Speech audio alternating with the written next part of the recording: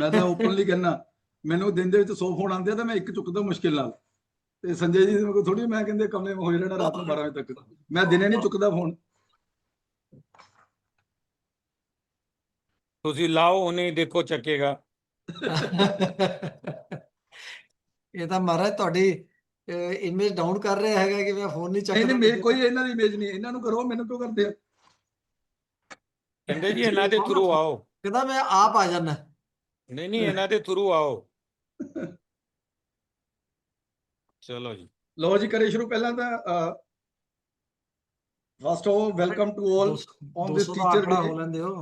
Every year we plan on the teacher day program. This year, although teacher day is always important, but this year teacher day is most important because एक तो income tax act new bill now have become act to be effective from 1st April 2026 income tax bill, and then 2.06 GST changes.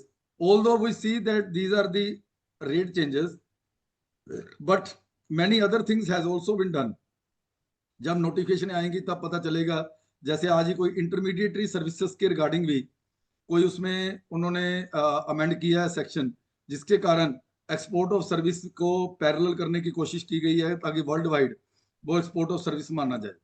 तो ये काफी changes हैं जो GST में हैं, और गवर्नमेंट ने दिस ईयर हम कह सकते हैं कि अच्छा बजट भी, और ये जीएसटी वाला बजट भी अच्छा दिया है। उसमें भी मैं अभी ना क्लाइंटों को rather I am promoting the government की, अगर आपकी पिछली बार 25 लाख 26 हजार जो भी सेल्फ इनकम थी, अगले साल की डाल के देखो तो 1,07,8 हजार रुपए का 5-7 हजार रुपए का फर्क पड़ रहा है टैक्स में, उनको रिलीफ मिल रहा है। और इधर जीएसटी का रिलीफ मिल गया 50,000 लाख रुपए का। तो जिनकी इनकम 25-30 लाख है उनको सरकार ने डायरेक्टली इनडायरेक्टली बोथ एक्टर्स के थ्रू आपको 1.5 से 2 लाख रुपए का आपकी जेब में एडिशनल बेनिफिट दे दिया। तो these are the welcome changes and steps. तो आज हमारे साथ हमारे both gurus, tax guru doctor C A Girish हुज्जा ji, GST guru C A Ashok Batra ji, and then हमारे सीसीएम संजय अग्रवाल जी, नेहा जी, देन अमरजीत कंबोज जी, गौरव गुप्ता जी, और राकेश सोनी जी, और सिद्धांत पाठक जी, और अंकिता जी जो हमारे पैनलिस्ट में है। और कंबोज साहब ने कहा था तो वो 202 203 आंकड़ा, तो अब मैं गिनूंगा तो 303 हो जाएगा अभी, तो मैं आंकड़े की तरफ नहीं जाता, तो वो भी पूरा हो गया बिफोर द स्टार्ट। तो I welcome you all. Rather at present जो 204 मेंबर्स हैं उनका, बाकी बाद वाले जो ज्वाइन करेंगे उनका भी इन एडवांस। तो on behalf of chartered accountant association and voice of CA कि हमने आज ये प्रोग्राम प्लान किया है कि एक तो ब्लेसिंग्स लें बहुत गुरु से। पहले मैं गुरु जी गिरीश हुज्जा जी को और फिर बत्रा जी को कहूंगा कि 2-2 मिनट के लिए नहीं ब्लेसिंग दें। अरे आप बत्रा जी का कराओ, मेरे से बाद में ब्लेसिंग मिल जाएगी। चलो ठीक है गुरु, बत्रा जी का कराओ। जैसे पहले गुरु जी इवन दो जेट लैग रास्ते में जेट में ही ले आए हैं, ये कर आए हैं कंप्लीट, हालांकि रात को ही पहुंचे हैं, तो ये अभी एक्टिवली हमारे साथ पार्टिसिपेटेड है even though at the schedule time at 5 o'clock।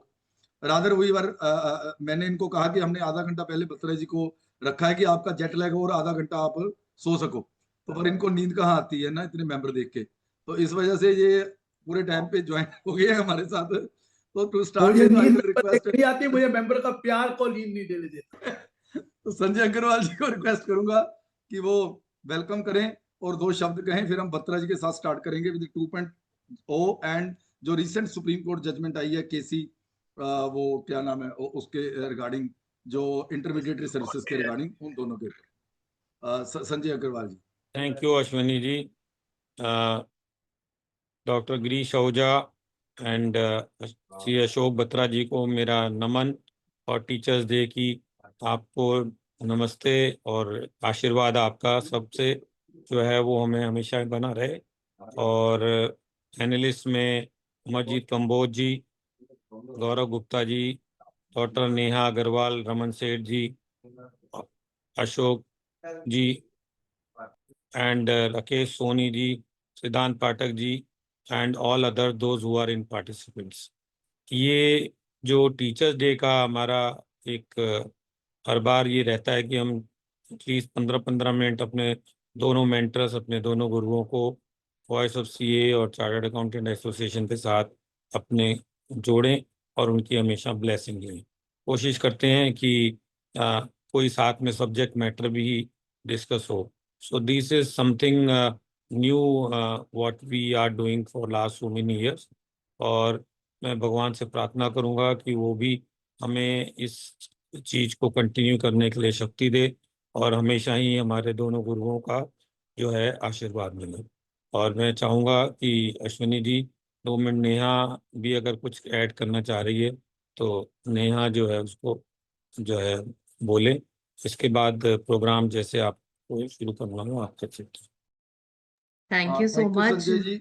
हाँ नेहा प्लीज। हाँ जी। Yes, बिल्कुल। very warm welcome to all the participants और thank you Ahuja sir, Batra sir कि आप हर बार हमारा इनविटेशन ग्रेशियसली एक्सेप्ट करते हैं और हम लोगों को ब्लेसिंग्स देने के लिए आते हैं और हमारे सभी पार्टिसिपेंट्स को blessings as well as knowledge sharing के लिए आते हैं। A very happy teachers day to both of you and to all the panelist जो आज हमारे साथ हैं और सभी उन गुरुओं को जिन्होंने हमें यहाँ तक पहुंचाया है और वो हिम्मत और वो करेज दिया है कि हम कंटिन्यू कर पा रहे हैं। सभी पार्टिसिपेंट्स को भी अ very happy teachers day and I hope कि आज का प्रोग्राम हम बहुत अच्छे से कर पाएंगे। चैट बॉक्स में हम अपना सोशल मीडिया चैनल का इंफॉर्मेशन डाल रहे हैं। आई होप कि आप हमें वहां पे फॉलो करेंगे। Thank you.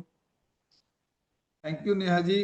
तो जैसे मैंने कहा था कि बत्रा जी और गुरु जी को कोई इंट्रोडक्शन की हालांकि जरूरत नहीं है। मैंने पहले भी अनाउंस किया था कि ये जो हमारा ओवरव्यू सेशन है, ओवरव्यू सेशन में गुरु जी गिरीशुजा जी पूरे इनकम टैक्स एक्ट में क्या क्या चेंजेस हैं, क्या क्या सेक्शन वाइज बताएंगे। इसके ऊपर सीरीज हम आफ्टर जब सब लोग फ्री हो जाएंगे उसके बाद प्रॉपर सर्टिफिकेशन कोर्स सीरीज काफी कुछ लेके आएंगे आफ्टर अक्टूबर और नवंबर। जैसे ही डेटें बढ़ती हैं उसके बाद में प्लान करेंगे ताकि हम सब तसल्ली से उसको अटेंड कर पाए। Over to Ashok Batra sir. Thank you, Ashwini ji, for giving me this opportunity wherein I can discuss GST 2.0 with my professional colleagues. We all know this GST 2.0 is primarily based on the reduction in the rate of tax, but that doesn't mean there are no cases where the rate of tax has not been increased. Kindly appreciate, once there have been 4 slabs earlier on, 5, 12, 18 and 28, which has been converted into 2 slabs now, 5 and 18. 28 with cess was there on syn goods, now it is 40%. Cess will continue on tobacco and the likely date is by the end of December till they are able to repay their financial obligation and interest thereon. There are 391 changes which has been made with regard to change in the rate of tax. And of course, looking to the tariff, it is a much needed relief for the commerce and industry. And we will not go into the change in rate of tax because everybody knows it and everybody listening to the TV, going through the media, etc. Small cars are getting cheap, insurance, medical insurance, all has become tax nil. So I am not going into those rates, but I'll just tell you, lot of sectors will get impetus with this GST 2.0, which includes insurance, agriculture, FMCG, all 32 inches TV and above, dishwashers, everything has been reduced from 28 to 18. And you're surprised to know that 99% item or 12% has gone into 5%, 99.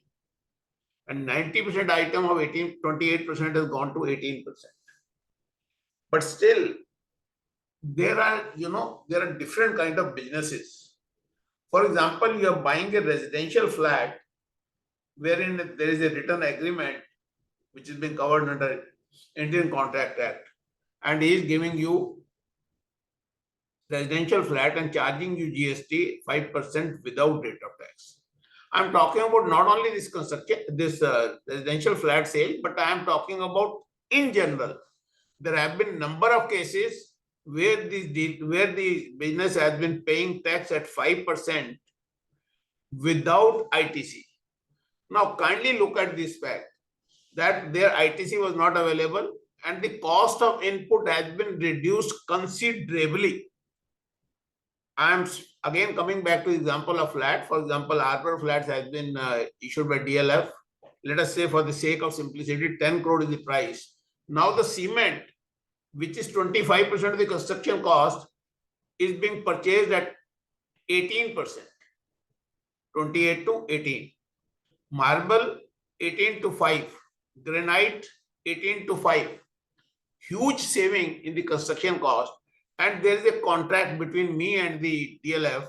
So now, in the absence of anti-profiteering mayor at the moment, because from 1st November 2024, the department is not accepting any application with regard to anti-profiteering. Can I compel the DLF? Now you are having a huge saving and you pass it on to me? I'm sure no civil remedy lie with me, because he can take an argument in case the rate would have gone. What would have been the situation? Even then, I would have charged you only 10 crore rupees, which you have agreed in the agreement, builder buyer agreement. So the government must ensure that these reduction in the rate of tax or the increased benefit of ITC, that must be passed on to the consumers. But they have left it to the market forces. And believe me, they are not going to help much. In fact, there are instances where it appears that there is a reduction in the rate of tax, so the things will become cheaper, but they will not. For example, 33 medicine they are talking about, life-saving drugs, wherein the tax has been reduced to nil. But what about the chemicals which goes into the making of those medicines? For example, in the case of notebook, what they have done, not only notebook is exempted, but the prime raw material, that is paper, is also being exempted. But in this case of medicine, all those chemicals are subject to tax. So once that tax is there, and earlier on I was able to recover 5 rupees from you, and rest of the tax I have added into my cost. Now the whole ITC I have to add it to the cost. Now certain goods have become exempted. So kindly appreciate, once the goods are exempted, section 18, one subclause D get attracted. So the clothing stock of 21st September or opening stock of 22nd September, you have to reverse the credit. Not only you have to reverse the credit on the stock, semi-finished goods, etc., but you have to reverse the credit on the capital goods also, assuming the life of capital goods is 5 years. So these are certain areas where you have to guide to your client. And the most important section, which you must read looking to the change in rate of tax, is section 14 of the CGST Act, which talk about what is the rate of tax which shall apply. If you look at it, I'll tell you in thumb rule, how does this section works.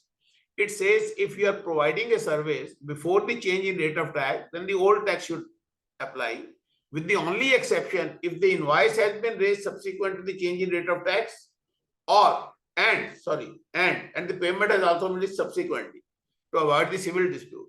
So once I am providing a service before 22nd September, but I am raising the invoice after 22nd September, getting the payment, the new rate will apply.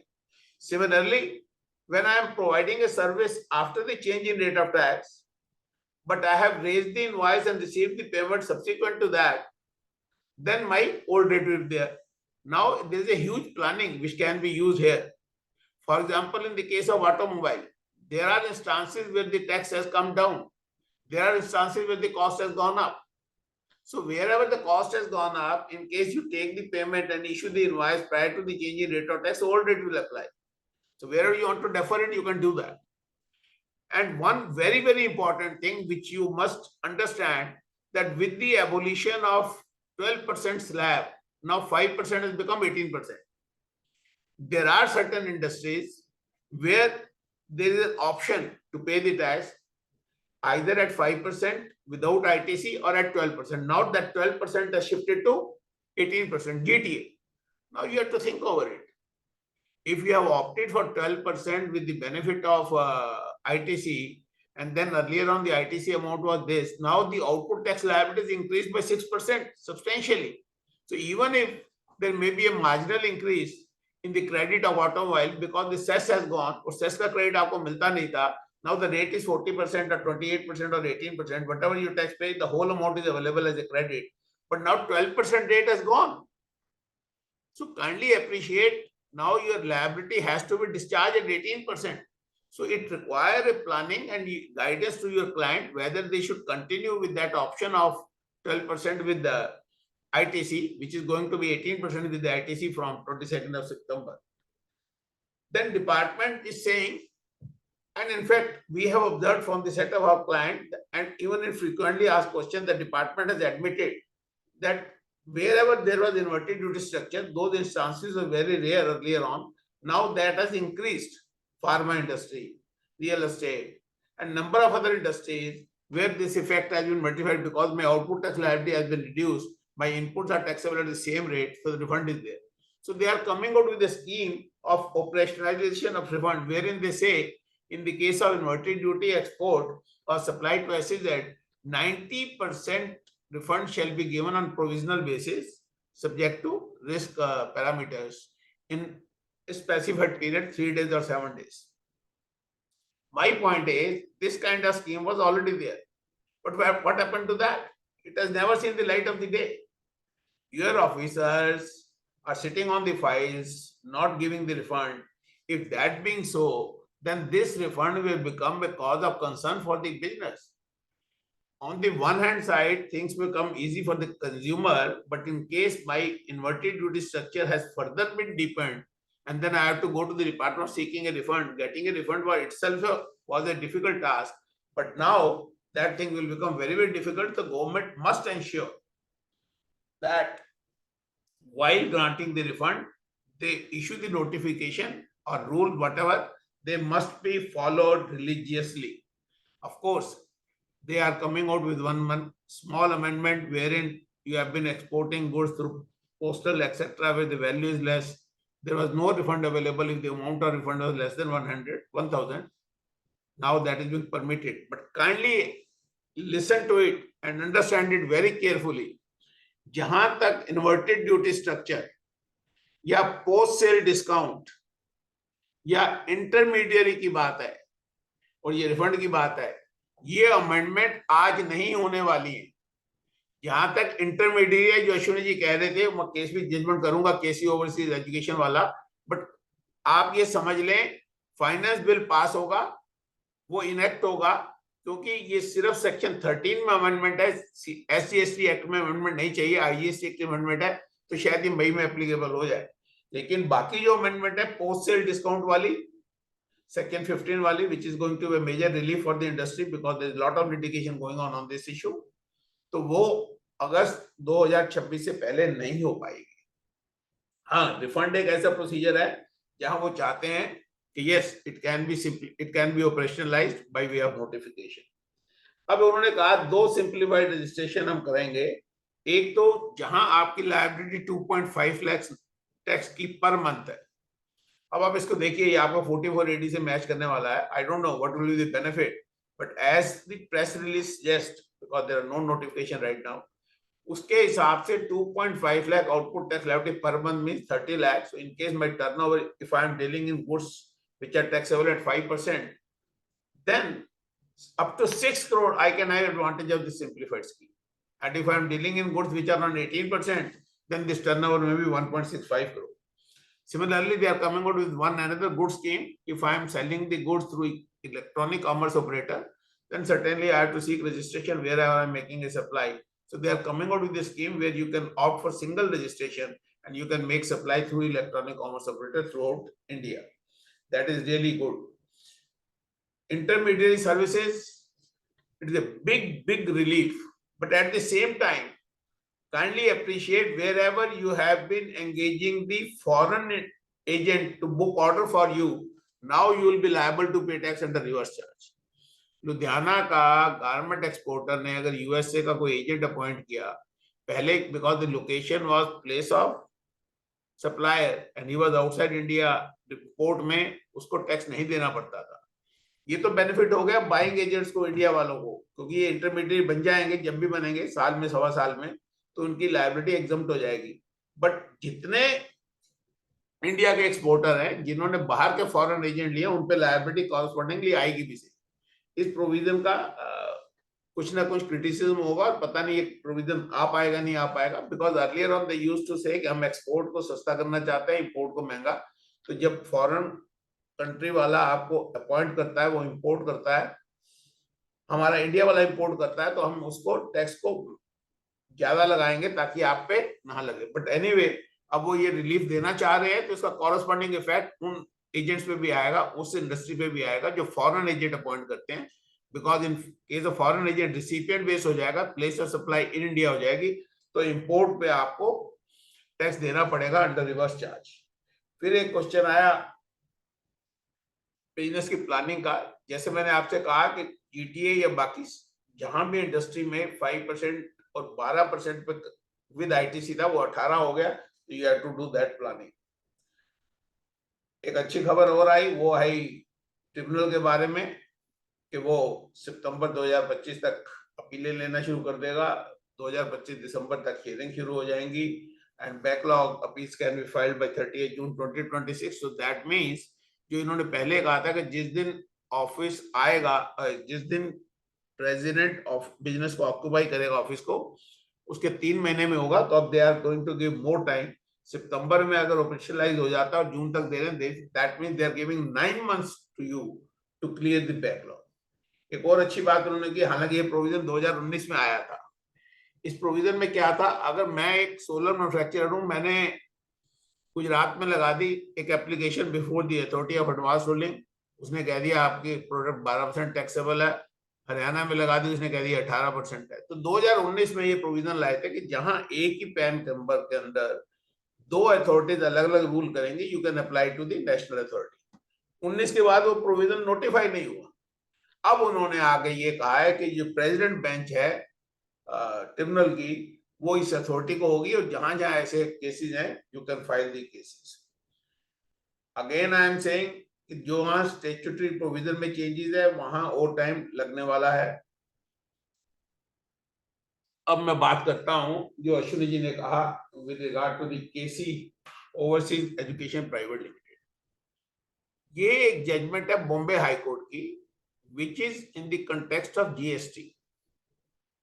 वहां एक आदमी जो university के लिए students recruit करता था, but he was getting the commission from university only, तो उन्होंने कहा reading to the section 260, 26, 293 and all that, it is a not an intermediary service, it is an export of service, and they relied upon Ernst & Young judgment, etc. So in any case that provision was being challenged in the Supreme Court.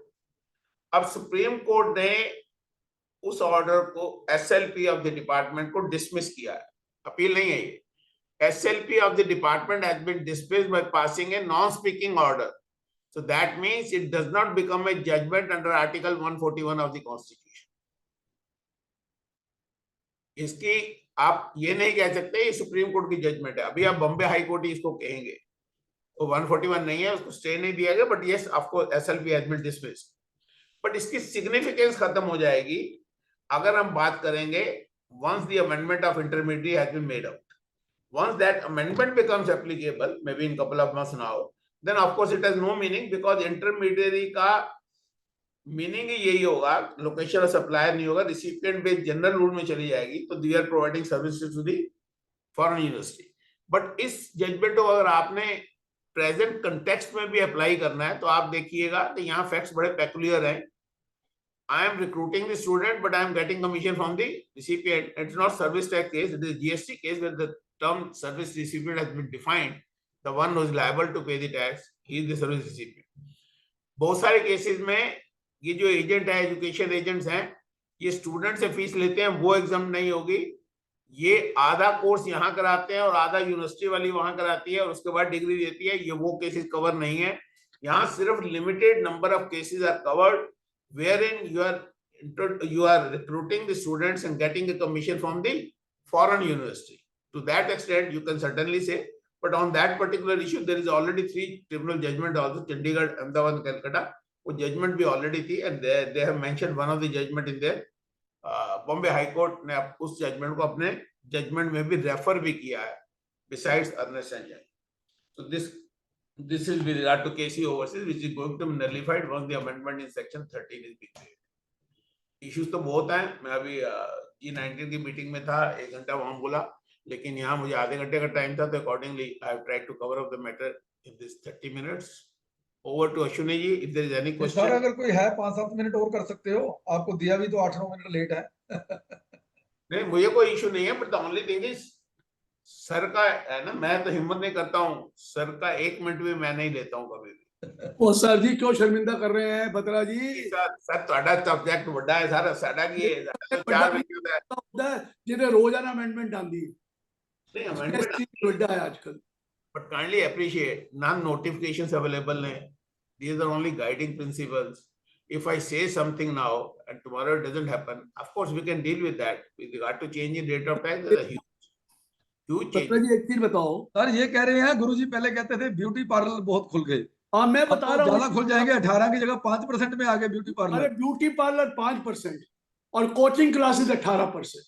Beauty करोगे और क्या करोगे, ये तो समझ नहीं आई मेरे यार। खाने वाला बिस्कुट 12%, अब 5 हो गया, बट गोल्ड बिस्कुट 3%।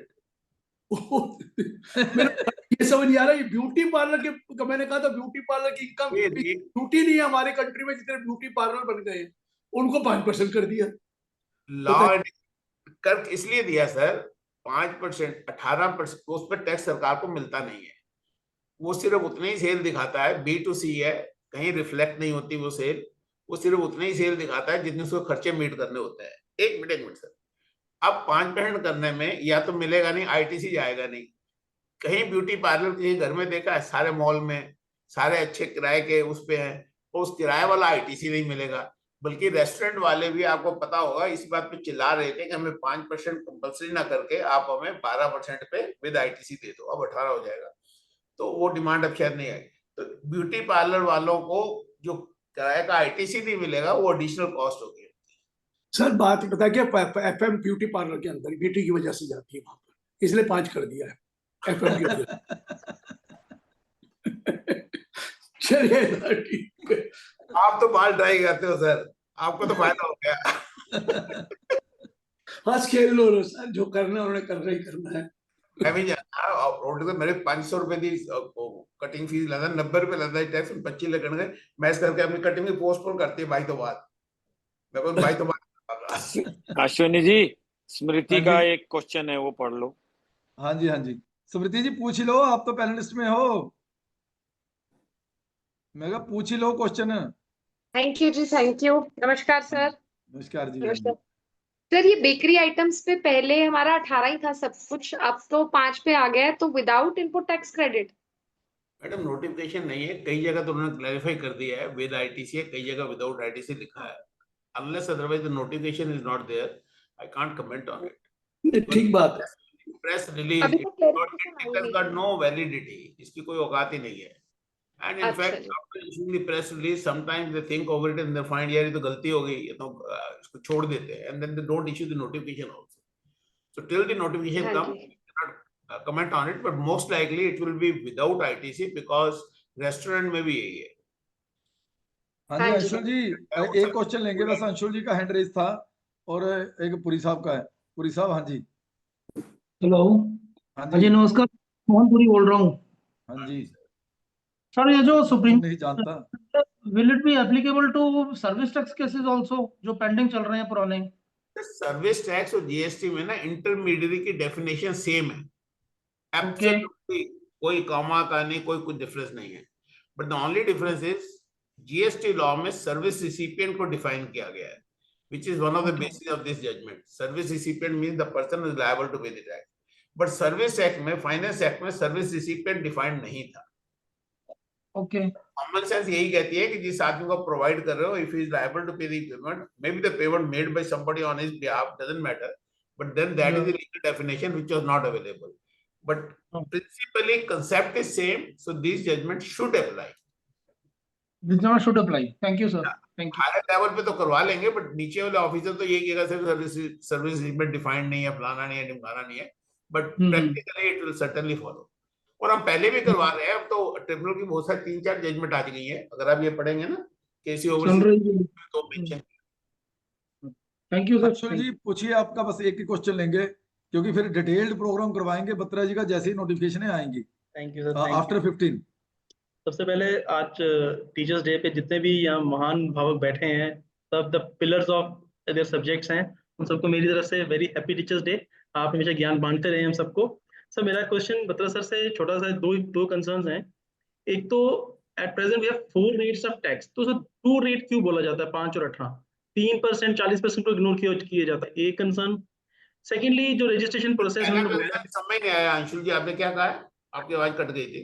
हाँ, मैं बोल रहा था कि हमें देखा जाए तो वी हैव एट प्रेजेंट 4 22 के बाद 4 रेट ऑफ टैक्स होंगे, जिसमें 3%, 5%, 18%, 40% हो जाएगा। तो ये क्यों बोला जाता है कि अभी सिर्फ 2 ही स्लैब्स हैं, 5 और 18? सेकंड कंसर्न इज कि जो रजिस्ट्रेशन प्रोसेस की बात हो रही है कि वो सिंप्लीफाई हो जाएगा, तो क्या वो 3 दिन में ऑटोमेटिकली रजिस्ट्रेशन जो है वो सिर्फ एमएसएमईज को ही मिलना अनिवार्य हो जाएगा, या कोई भी एसएससी जो कि नॉन एमएसएमई है वो भी, उसको भी प्रोसेस में सिंप्लीफिकेशन किया गया है? नहीं सर, इस स्कीम की डिटेल्स अभी आएंगी, क्योंकि उन्होंने ये लिखा है कि जिसकी आउटपुट टैक्स लायबिलिटी 2.5 लाख से ज्यादा नहीं होगी, only they can opt for this scheme, बाकियों का रेगुलर काम होगा। May be they put up a condition जहां B2C सेल है, जहां वेरिफिकेशन ही कुछ नहीं करना, but I don't know, unless the details are there I can't commit on that. क्योंकि पहले लॉ में लिखा था कि 7 डेज में रजिस्ट्रेशन नहीं देता है, dream to have been granted, but ऐसा कभी हुआ नहीं। जहां तक क्वेश्चन है रेट ऑफ टैक्स का, 2 क्यों कहते हैं? Because 3% is only on 6 items, bullion, ornament and precious stone, etc. And 40% is on sin goods, which are also limited: tobacco, cars, this actionable claim, betting, gambling, etc. So they are not considering it a normal rate. So they say now there are only 2 rates, 5%, which is a merit rate, 18% is a general rate, and 40% on demerit. 3% rate is because of the peculiar nature of gold. Here, the value addition is not much. The value of the raw material is huge. In case they impose a higher tax, then the value of raw material is so huge, it become unaffordable. आज तो वैसे भी gold 1,07,000 रुपये हो गया है, तो 1,07,000 रुपये पर 18% GST होगा तो कहाँ कोई सर्वाइव करेगा? तो पहले जब 40,000 50,000 था, तब भी इसकी वैल्यू एडिशन थी, तो इसलिए हमको रेट नॉर्मली मानते नहीं है, but actually you are right, there are 4 rates, not 2. Thank you sir. तो बत्रा जी का हम डिटेल्ड प्रोग्राम कराएंगे, ऑल्दो क्वेश्चन आ रहे हैं, बट गुरुजी का प्रोग्राम लेट हो रहा है, तो इसके ऊपर तो जैसे नोटिफिकेशन आएंगी we will plan a detailed session. I request doctor C Girish हुज्जा ji, जो हमारा आज का मेन थीम था कि जो इनकम टैक्स एक्ट नया आया है फ्रॉम नेक्स्ट ईयर 1 अप्रैल से, उसके बारे में गुरुजी हमें आज पूरा ओवरव्यू देंगे। Then we will have detailed sessions after Diwali. Over to Dr. Girish Hujja ji, Guruji. Good evening to everyone. पहले तो सबको मैं मेरा जो आपने प्यार और ऑनर दिखाते हैं उसके लिए I am really thankful to you from the bottom of my heart, कि ये जो प्यार मिलता है इसीलिए हम लोगों को नींद भी नहीं आती है, नहीं तो जेट लैग हुआ होता है इस वक्त, पर वो प्यार की वजह से ही चलता है। चलिए, but what I am trying to explain, sir, I am going to give you the overview of this bill. और एक चीज बता दूं, ये 1 फरवरी को चेंज हो जाएगा, कुछ अमेंडमेंट्स आएंगी। अभी तो एक्ट आया है, there has been no changes. Sanjay ji मेरे साथ एग्री करेंगे कि the instructions were do not change anything, so nothing has been change in that except the capital sections. Now, जैसे 44A, 44AA, 44AB, 44AD, ADA, they have been given allotted number. 115A, 115AB, 115AC, 115AD, ये सब number दे दिए, क्योंकि these were brought in by whom? We still have 298 section, but there were more than 800 section in the act. So they have, first thing, those sections which were irrelevant, that have been done away with. 75-80 section तो वो खत्म हो गए। अभी तो old regime continue कर रही है, बट मेरा चांस ये है या तो इस साल या अगले साल ओल्ड रेजिम खत्म हो जाएगी। ये भी आपको बता दूं, उन्होंने कोई चेंज नहीं कहा था, you don't have to change anything except you have to simplify the language. 250 places the word used was notwithstanding anything contained, उसको कर दिया irrespective of, कुछ नहीं चेंज किया, irrespective of। वो कहता वो ब्रिटिश इंग्लिश थी notwithstanding anything, और इंडियन इंग्लिश में irrespective of कर। जितने भी प्रोवाइजो थे they have become subsection। जो एक्सप्रेशन थी या तो सबसेक्शन में आ गई या इंटरप्रिटेशन में आ गई, सब सेक्शन बन गई या इंटरप्रिटेशन, वो भी सेक्शन है, सेक्शन ही है, वो भी सेक्शन है, लेकिन वहां आ गई। कोई चेंज नहीं है।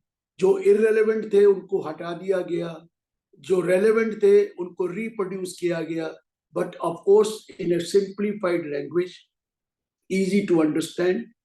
लेकिन कई जगह पे रेडी रेकलर बना दिया गया। कैसे रेडी रेकलर बना? क्योंकि अगर आप देखिए टीडीएस एट ए ग्लांस आप दिखाते थे रेडी रेकलर, इन्होंने भी यही कर दिया। टीडीएस के सिर्फ 2 सेक्शन है, 392, 393, और टीसीएस का 394। क्या 392 is for salary and for accumulated provident fund amount withdrawal, बाकी सारे सेक्शन 393 में डालती है। एक टेबल बना दी, वो 193, 194, 194A, 194B, 194BB, 194 जो थे sub section 194C, D, DA, 194E, I, J, और वो सबको एक टेबल में बना दिया। At a glass you can tell, उनका नंबर दे दिया और लगा दिया, एक ही है, और सीरियल नंबर कर सब आइटम को जो थी 115 LBC तक, वो सारा 194 LBC तक, वो सारा का सारा वहां पर है। हाँ, 2 टेबल बना दी, one for resident, another for non resident. The 2 tables are there, one for resident, another for non resident। ये टेबल टीडीएस की आ गई। इसी तरह टीसीएस की टेबल आ गई 394 में। Instead of having the full section, table के साथ काम कर दिया, नीचे कंडीशंस लिख दी। इजी नहीं है सर, आपने टेबल तो देख ली, तो नीचे कंडीशंस हैं, वो कैसे समझ में आएगा? Refer para this, section this, section this, वो हम करेंगे ना जब किताब लिखेंगे, तभी तो बिकेगी। पहली बार तो बिकेगी, अभी तो एक्ट भी लिखा है हमने। So what I am trying to explain, आपको ये घबराने की जरूरत नहीं है कोई नई चीज आई है अभी तक, nothing, absolutely nothing. All sections changed, no doubt. Now there are 536 sections instead of 298, और 298 नहीं थे, मोर देन 100 थे, 800। उसमें से कुछ सेक्शनों को उन्होंने मर्ज कर दिया, कुछ सेक्शन जो इररेलेवेंट थे हटा दिए गए। जैसे इतने सेक्शन थे उसके टीडीएस के, सबको मर्ज करके एक सेक्शन दे दिया 393, सैलरी वाला 392, टीसीएस का 394, उसका खत्म कर दिया। बाकी तो कंप्लायंस का एक सेक्शन, रिटर्न का एक सेक्शन। सो कुछ सेक्शन को मर्ज करके स्मॉलर करके कर दिया, कुछ का सारे अटेम्प्ट कर दिए। So there is nothing to worry. Worry तो करूंगा तो गरीश ओझा करेगा या बत्रा जी करेंगे ऐसे, क्योंकि हम लोगों को सारे सेक्शन याद थे, मुझे सब सेक्शन भी याद थे, क्लॉजेज भी याद थी, इवन प्रोवाइजर्स भी याद थे। अब सब तो बदल गए। इस उम्र में दोबारा पढ़ना पड़ेगा मुझे, और एक एक सेक्शन याद करना पड़ेगा। I am not in the habit of keeping any paper. जब पेपर नहीं होगा तो क्या करेंगे? ये प्रेजेंटेशन नेहा कर सकती है, मेरे बस का नहीं है।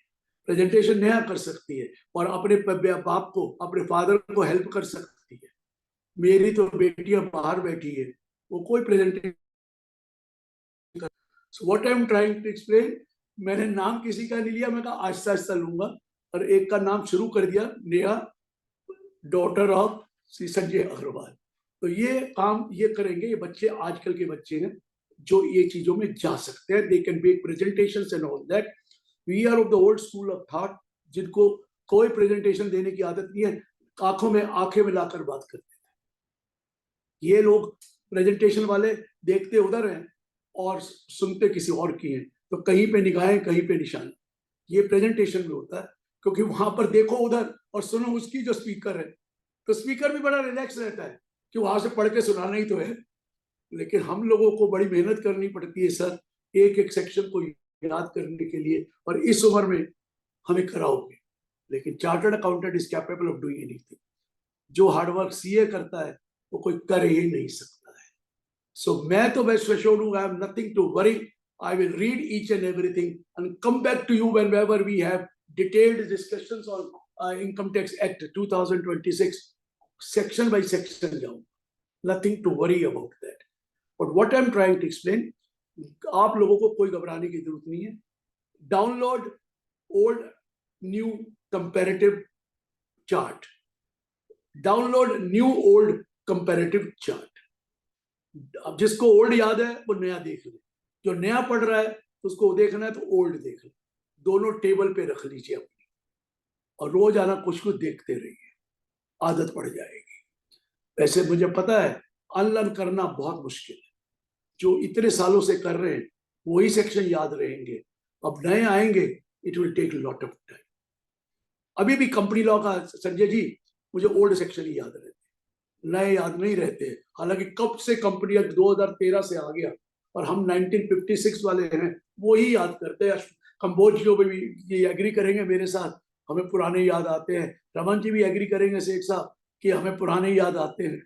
गौरव गुप्ता तो कमाल का आदमी है, नाम ले रहा हूँ थोड़ा बीच बीच में लेके, ये हमारे अमृतसर के करता धरता तो यही है, एक मेन करता धरता तो वो है ही हमारा जो पूरे अमृतसर का है। लेकिन गौरव गुप्ता जी भी एग्री करेंगे कि वो चीजें डिफरेंट थी। बट सर घबराने की जरूरत नहीं है, we will read everything and will be able to cope up with. कोई चेंज ज्यादा नहीं है, very minute changes, language simplified, absolutely nothing. मैं अभी उसके थोड़े एग्जांपल दूंगा, आपको समझ में आएगा। अब 536 सेक्शंस हैं और 16 प्रोवाइड शेड्यूल्स दे रखे। 536 सेक्शन ज्यादा नहीं है, ये तो पहले ज्यादा थे, ये तो कंडेंस करके कुछ मर्ज करके 536 बनाए। पहले तो 600 समथिंग सेक्शन थे, इवन इररिलेवेंट सेक्शन को छोड़। But now there are 536 section, they are very lucid and simple language. ठीक है, अभी बोल रहे थे कि कॉरिजेंडम आ गया, अरे नई चीज लिख रहे, गलती तो होती है इंसान से। हम भी तो जब किताब लिखते हैं कई गलतियां कर जाते, इतना बड़ा एक्ट लिखेंगे गलतियां हो जाएगी। लेकिन जो कॉरिजेंडम अशोक संजय जी जो 3 सितंबर को आया है, बहुत माइनर चेंजेस है। कहीं पे ईज लिखना था, आर लिखना था, ईज लिखा गया। कहीं पे हैज बीन 2 बार लिखा गया, कहीं पर एंड नहीं लिखा और नहीं लिखा, वो हो गया। सो दे आर माइनर चेंजेस, कोई मेजर कॉरिजेंडम नहीं है। वो एडिटिंग करी होगी और जिसने एडिटिंग करी उसने वो मिस्टेकें निकाली है, बट मेजर कोई उसमें चेंज नहीं है कॉरिजेंडम का। ये तो संजय जी भी एग्री करेंगे, चाहे कुछ भी कहें कि बहुत छोटा सा कॉरिजेंडम है, वो होंगे 30-40 आइटम, लेकिन सारी एडिटिंग की मिस्टेक्स है, नथिंग एल्स। तो मेरे पास स्मृति कोहली जी भी बैठी हैं, नेहा तो है ही है, राकेश सोनी जी भी हैं, रमन सेठ का नाम ले लिया, रेतन साहू वाला भी हैं, योगेश बांका जी भी हैं, और संजय अग्रवाल जी का नाम तो ले लिया, मैं नाम बाकी ले लूं और एक का नाम नहीं लूंगा तो गड़बड़ हो जाएगी। और वो हमारे कर्ता है, और कर्ता हमारे यही वजह से इनका प्यार मोहब्बत मिलता रहता है, और हम भी इनके कहने पर मान जाते हैं। तो इन्हें करना है, मैं कुछ भी हो करूंगा, कोई चिंता नहीं करूं। So this is what I am trying to tell you. अब देखिए, जो भी इनकम टैक्स एक्ट हो या कोई भी लॉ हो, उसमें पहला सेक्शन ये होता है short title, extent and date of commencement. ये हर चैप्टर हर लॉ का होता है। हमारे इनकम टैक्स एक्ट 1961 का भी यही था, section 1 clause A, this act में be called income tax act 1961। सब बी में था, it is applicable to whole of India. आपको याद है पहले सर्विस टैक्स होता था, it is applicable to whole of India except Jammu and Kashmir, होता था ना, क्योंकि तब जम्मू एंड कश्मीर में 370 नहीं लगा था, तब वो जम्मू कश्मीर को हमने प्रिविलेज दे रखी थी, और उस प्रिविलेज की वजह से वो एक्ट वहां नहीं लगता था। अब जो भी एक्ट नया बनेगा, ये तो इनकम टैक्स तो पहले भी लगता था, अब वो सब जम्मू एंड कश्मीर अब सेपरेट नहीं होगा, it will be wholly applicable to whole of India. And third है, इनकम टैक्स एक्ट में लिखा था this will come into force from 1 April 1962। ये पुराने एक्ट की बात करो। Why it was written 62, Raman ji? Because assessment year 62, 63, previous year 61, 62. Clear हुआ सर? लेकिन अब टैक्स ईयर हो गया, कोई प्रीवियस ईयर असेसमेंट ईयर नहीं हुआ, तो क्या लिखते हैं? This act will be called Income Tax Act 2025. Clause B, it is applicable to whole of India, and it will be applicable with effect from 1st April 2026. 26 क्योंकि tax year अब concept है, अब कोई प्रीवियस ईयर और assessment year है। पहले assessment year के बारे में बात करते थे, प्रीवियस ईयर उसका प्रीवियस 12 मंथ्स होते थे जो financial year. So now they are talking about tax year. Income of this tax year will be liable to be tax in the next tax year. लेकिन टैक्स तो अभी जमा कराना ना, एक बड़ी दिक्कत हुआ करती थी कि भाई चालान भरना है तो वहां पर असेसमेंट ईयर लिखना है कि प्रीवियस ईयर लिखते हैं और गलती हो जाती है। अब चालान में टैक्स ईयर ही लिखना है, so there is no question of any mistake likely to be committed, जो हमेशा बाद में दिक्कत हुआ करती थी। मैं बताऊंगा टैक्स ईयर क्या है। सो ये सेक्शन 1 था। आपको मालूम है सेक्शन 2 डेफिनेशंस का होता है मोस्ट ऑफ द एक्ट में, सब नहीं है, कई जगह कोई उसको डेफिनेशन कहता है, कोई इंटरप्रिटेशन कहता है, लेकिन कई जगह बाद में दे रखे। हमारे इनकम टैक्स एक्ट में भी डेफिनेशन है, और अगर आप उसमें डेफिनेशन देखिए तो 2 clause 48 था। नहीं, ये गलत है, 248 नहीं थी, उसमें कैपिटल भी थे, 229A, 229AA, 229B, 242A, 242B और कई थी, 222E, कई थी।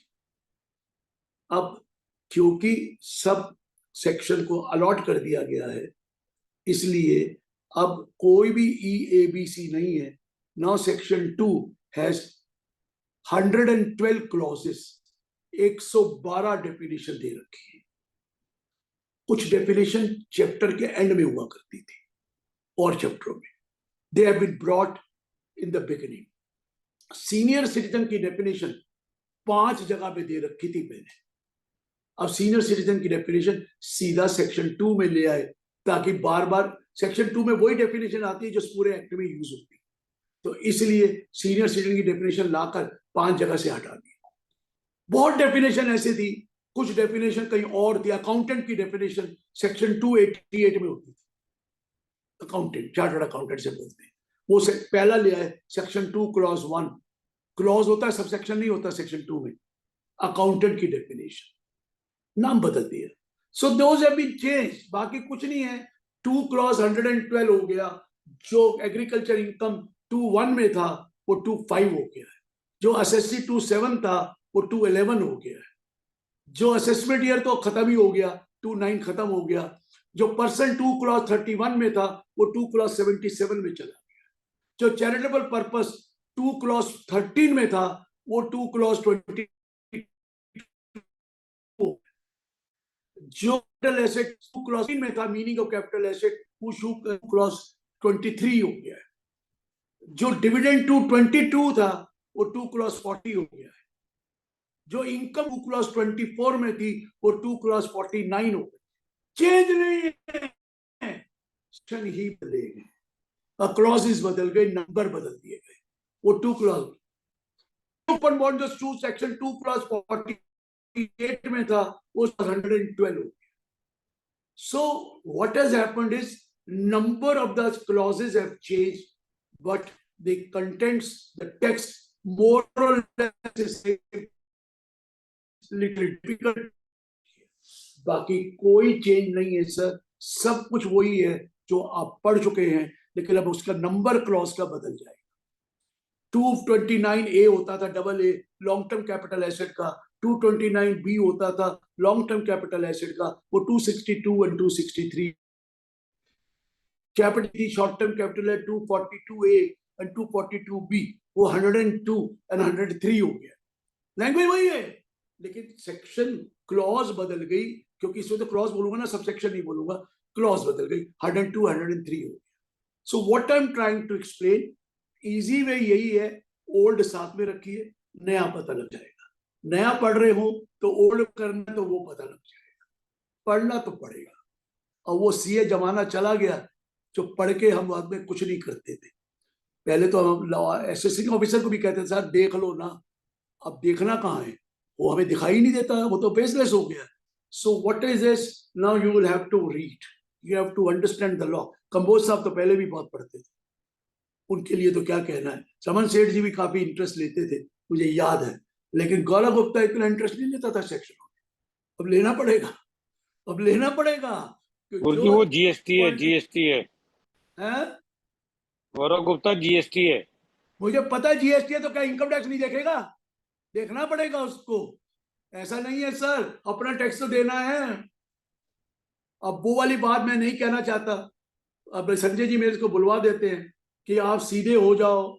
अब उनको सब कुछ पता है। आज ही मेरे साथ director general central economic intelligence bureau, वो और उसके पास एडिशनल चार्ज भी बन गया है director financial intelligence unit, Amit Govil.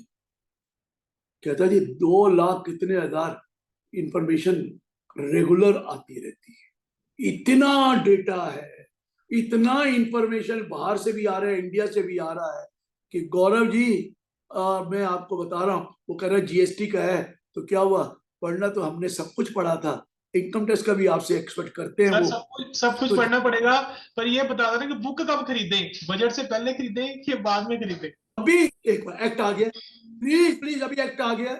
अभी आपको कोई बुक भी आएगी, ले सकते, जब आएगी अभी तो लिखेंगे, लेकिन बहुत उम्मीद है फरवरी में अमेंडमेंट्स आएंगी। वो फिर हम अगर बुक पहले ले आए तो वो अमेंडमेंट का हम डालकर एक सेपरेट उसका बनाएंगे चार्ट, वो बना के देंगे फ्री एडवाइस। बुक इसलिए लोग कहना चाहते हैं कि बुक तो दो, हम शुरू तो करें, लेकिन कल पब्लिशर हमारा आएगा तो वो यही कह रहा था क्या करना है। संजय जी ज्यादा इसमें लाइट डाल सकते हैं, क्योंकि संजय जी भी इस चीज के एक्सपीरियंस डायरेक्टर कमेटी चेयरमैन है कि अभी तो संजय सर तो इंस्टीट्यूट की पब्लिकेशन भी डालेंगे। आपको उम्मीद है कि आप एक्ट बदलेगा फरवरी में संजय जी? गुरुजी तो फ्री वालों को भी अमेंडमेंट फ्री मिलेगी ना? हाँ फ्री मिलेगी। अरे गिरीश ओझा फ्री मिलता है यार, तुम एक्ट तो फ्री मिलता है, amendment free available free of cost. नहीं, मेरा रिकॉर्ड नहीं ना होता पब्लिशर के पास है ना। ये बहुत खराब बन रहा है, ये जो है ना पहले ही सब कुछ प्रीएम्प्ट कर रहा है कि फ्री दे देना मुझे, ये कोई नहीं, इसको एक चीज फ्री नहीं देनी गुरु जी। संजय जी सारिਆਂ ਨੂੰ ਇਲਿਓਰ ਕਰਦਾ ਹੈ, फोटो ਨਾਲ खिंचा के माय फर्स्ट फ्री कॉपी। वो मेरा मार्केटिंग एजेंट है, फ्री कहाँ है? वो तो इमीडिएटली डाल देता है फेसबुक में, इधर डालेगा उधर डालेगा। तो मुझे तो 1 क्या 2 ले जा 4 ले जा भाई, मेरे लिए कोई खर्चा कुछ भी नहीं है, 4 किताबें तो दी है, लेकिन वो पढ़नी थोड़ी है इसने, आगे तो डालेगा। ये बस सोचना, नॉलेज बहुत है इसको। कई बार मेरे पास दिल्ली आके डिस्कस करता है, सब पता होता है इसको, लेकिन बनता भोला है। अब भोले बनने वालों से खतरा ज्यादा है, सब पता है इसको कैसे काम करना है। ये तो वो भी ये डायरेक्टर बना है कई जगह पर, और कहाँ का कहाँ बातें करता रहता है। हमें सिखा जाता है कि डायरेक्टर में ये पूछा करो, इंडिपेंडेंट डायरेक्टर में ये पूछा करो। सो सर सीए करिए उसने भी, ऐसा नहीं मीटिंग फीस लेने की आदत पड़ गई है सर, इनको भी मीटिंग फीस लेने की आदत पड़ गई है देख देख के। सर मैं तो 10 कंपनी में डायरेक्टर हूँ, मेरी तो मीटिंग भी आती है। मेरे पास तो कोटा पूरा हो गया 10 का। एक ऐसी जगह है जहाँ शायद नॉमिनी हूं तो एक और ले सकता हूँ, लेकिन मैं 10 कंपनी के डायरेक्टर से ऊपर बन नहीं सकते।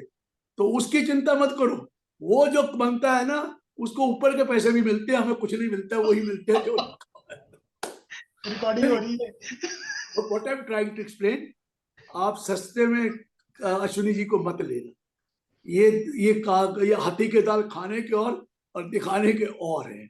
बहुत काम है इनके पास, ये बताते नहीं है, लेकिन मेरे पास आकर मैं भेद निकाल लेता हूँ इनका, ये बात अलग है। तो चलिए वापस आते हैं।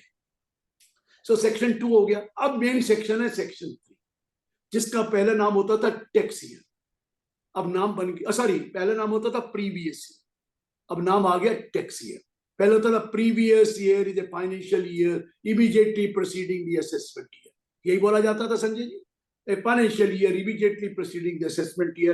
However, in case of a newly set up business or new business has commenced or a new source of income has come into existence, the previous year will be a period starting from the date of setting up the business and would end on 31st March next following. ये होता था। अब उन्होंने बड़ा simplify language कर दी।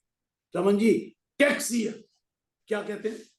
Tax year is 12 months period. A period of 12 months में नहीं लिखा, is 12 months period of a financial year commencing on 1st April every year. 12 months period. 12 months period commencing on 1st April होगा तो क्या होगा? Tax year April to मार्च। ये तो वही चीज आ गई जो प्रीवियस ईयर था, लेकिन उसमें असेसमेंट ईयर था, या एक ही नाम है टैक्स। यहां पर भी वही है सर। However, in case और पहले लिखा था बिजनेस हैज कमेंस्ड और प्रोफेशन इज सेट अप, अब उन्हें सीधा इकट्ठा कर दिया. However in case a new business और profession is set up or a new source of income has come into existence in any tax year, the tax year will be the period starting from the setting up of the business, or a new source of income has come into existence and would end by the financial year, that is 31st March. Previous year भी एक 12 महीने से कम हो सकता था, tax year भी 12 महीने से कम हो सकता है, कोई चेंज नहीं किया, लेकिन वर्ड अब टैक्स ईयर आ गया. 12 months period which commences on 1st April of every year. Financial 12 months period. Simplify कर दिया. Section 4 charge of income tax का था, वो सेक्शन 4 अभी भी चार्ज ऑफ इनकम टैक्स का है. थोड़ी सी उसमें गलती थी, जिसमें subject to the other provision नहीं लिखा था, वो इन्होंने जब सेलेक्ट कमेटी को बोला गया, संजय जी भी गए थे वहां पर, कुछ पॉइंट इन्होंने दिए थे, उन्होंने उनको इनकॉर्पोरेट कर दिया. तो सेक्शन 4 में कोई खास चेंज नहीं है. Section 5 scope of total income था पहले, अभी भी स्कोप ऑफ टोटल इनकम, कईयों के तो हेडिंग भी सेम है, कोई चेंज नहीं किया heading, scope of total income.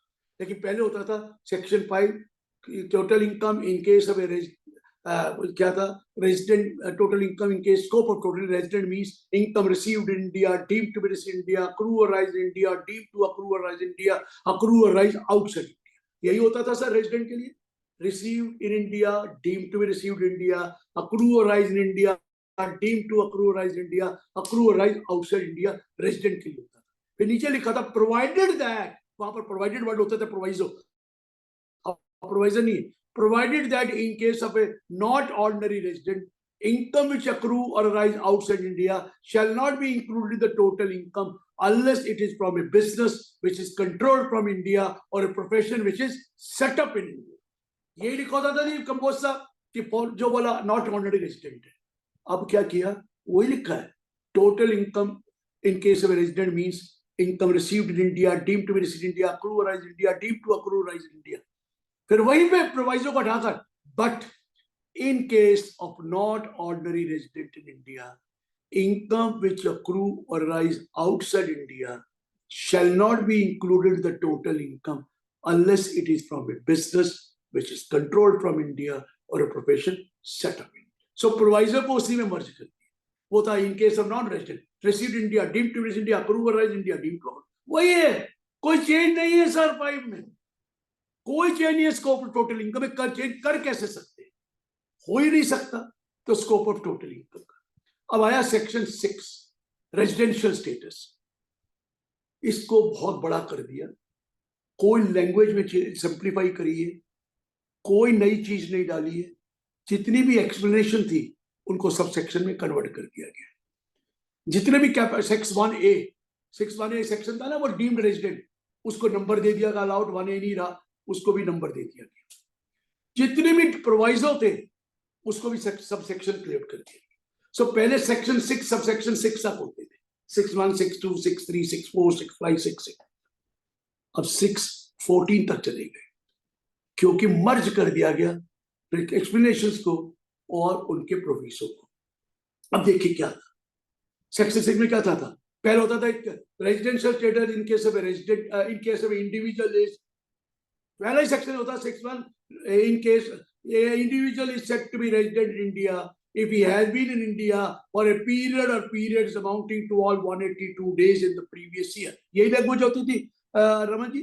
He has been, the language सुनिए, has been in India for a period or periods amounting to all 182 days, or in the 4 preceding previous year, immediately preceding the relevant previous year, he has been in India for a period amounting to all 365 days or more, and in the relevant previous year, he has been in India for a period amounting to all 60 days or more. यही था ना, बड़ा डर लगता था पढ़ते हुए. Simplify कर दिया. पहले तो सेक्शन 6(1) में लिख दिया the residential status of a person is to be determined under this section. तो 6(1) आप रेजिडेंट इंडिविजुअल का नहीं रहा, under this section. 6(2) residential status in case of an individual is said to be resident, नहीं लिखा, is said to be resident. No, individual is resident in India, said to be खत्म, resident in India if he is in India for a total period of 182 days. Language simplify हो गई. He has been in India for a period or periods amounting to all 182 days. तो लिख दिया he is in India for a total period of 182 days. Simple लगा sir Raman जी. और second B में क्या लिखा? He has been in India for a cumulative period of 60 days in the tax year. Cumulative period. Period amount, cumulative period of 60 days in the tax year. And the 4 preceding tax year, he was in India for a cumulative period of 365 days or more. Cumulative, has been here, a period of, तो मतलब वही चीज है 365 दिन 4 साल में और current year में टैक्स ईयर में 60 डेज. लेकिन language cumulative period of 60 days. यानी period amounting to all 60 days, period amounting to all 365 days. क्यों इतना मुश्किल बोलते हो यार?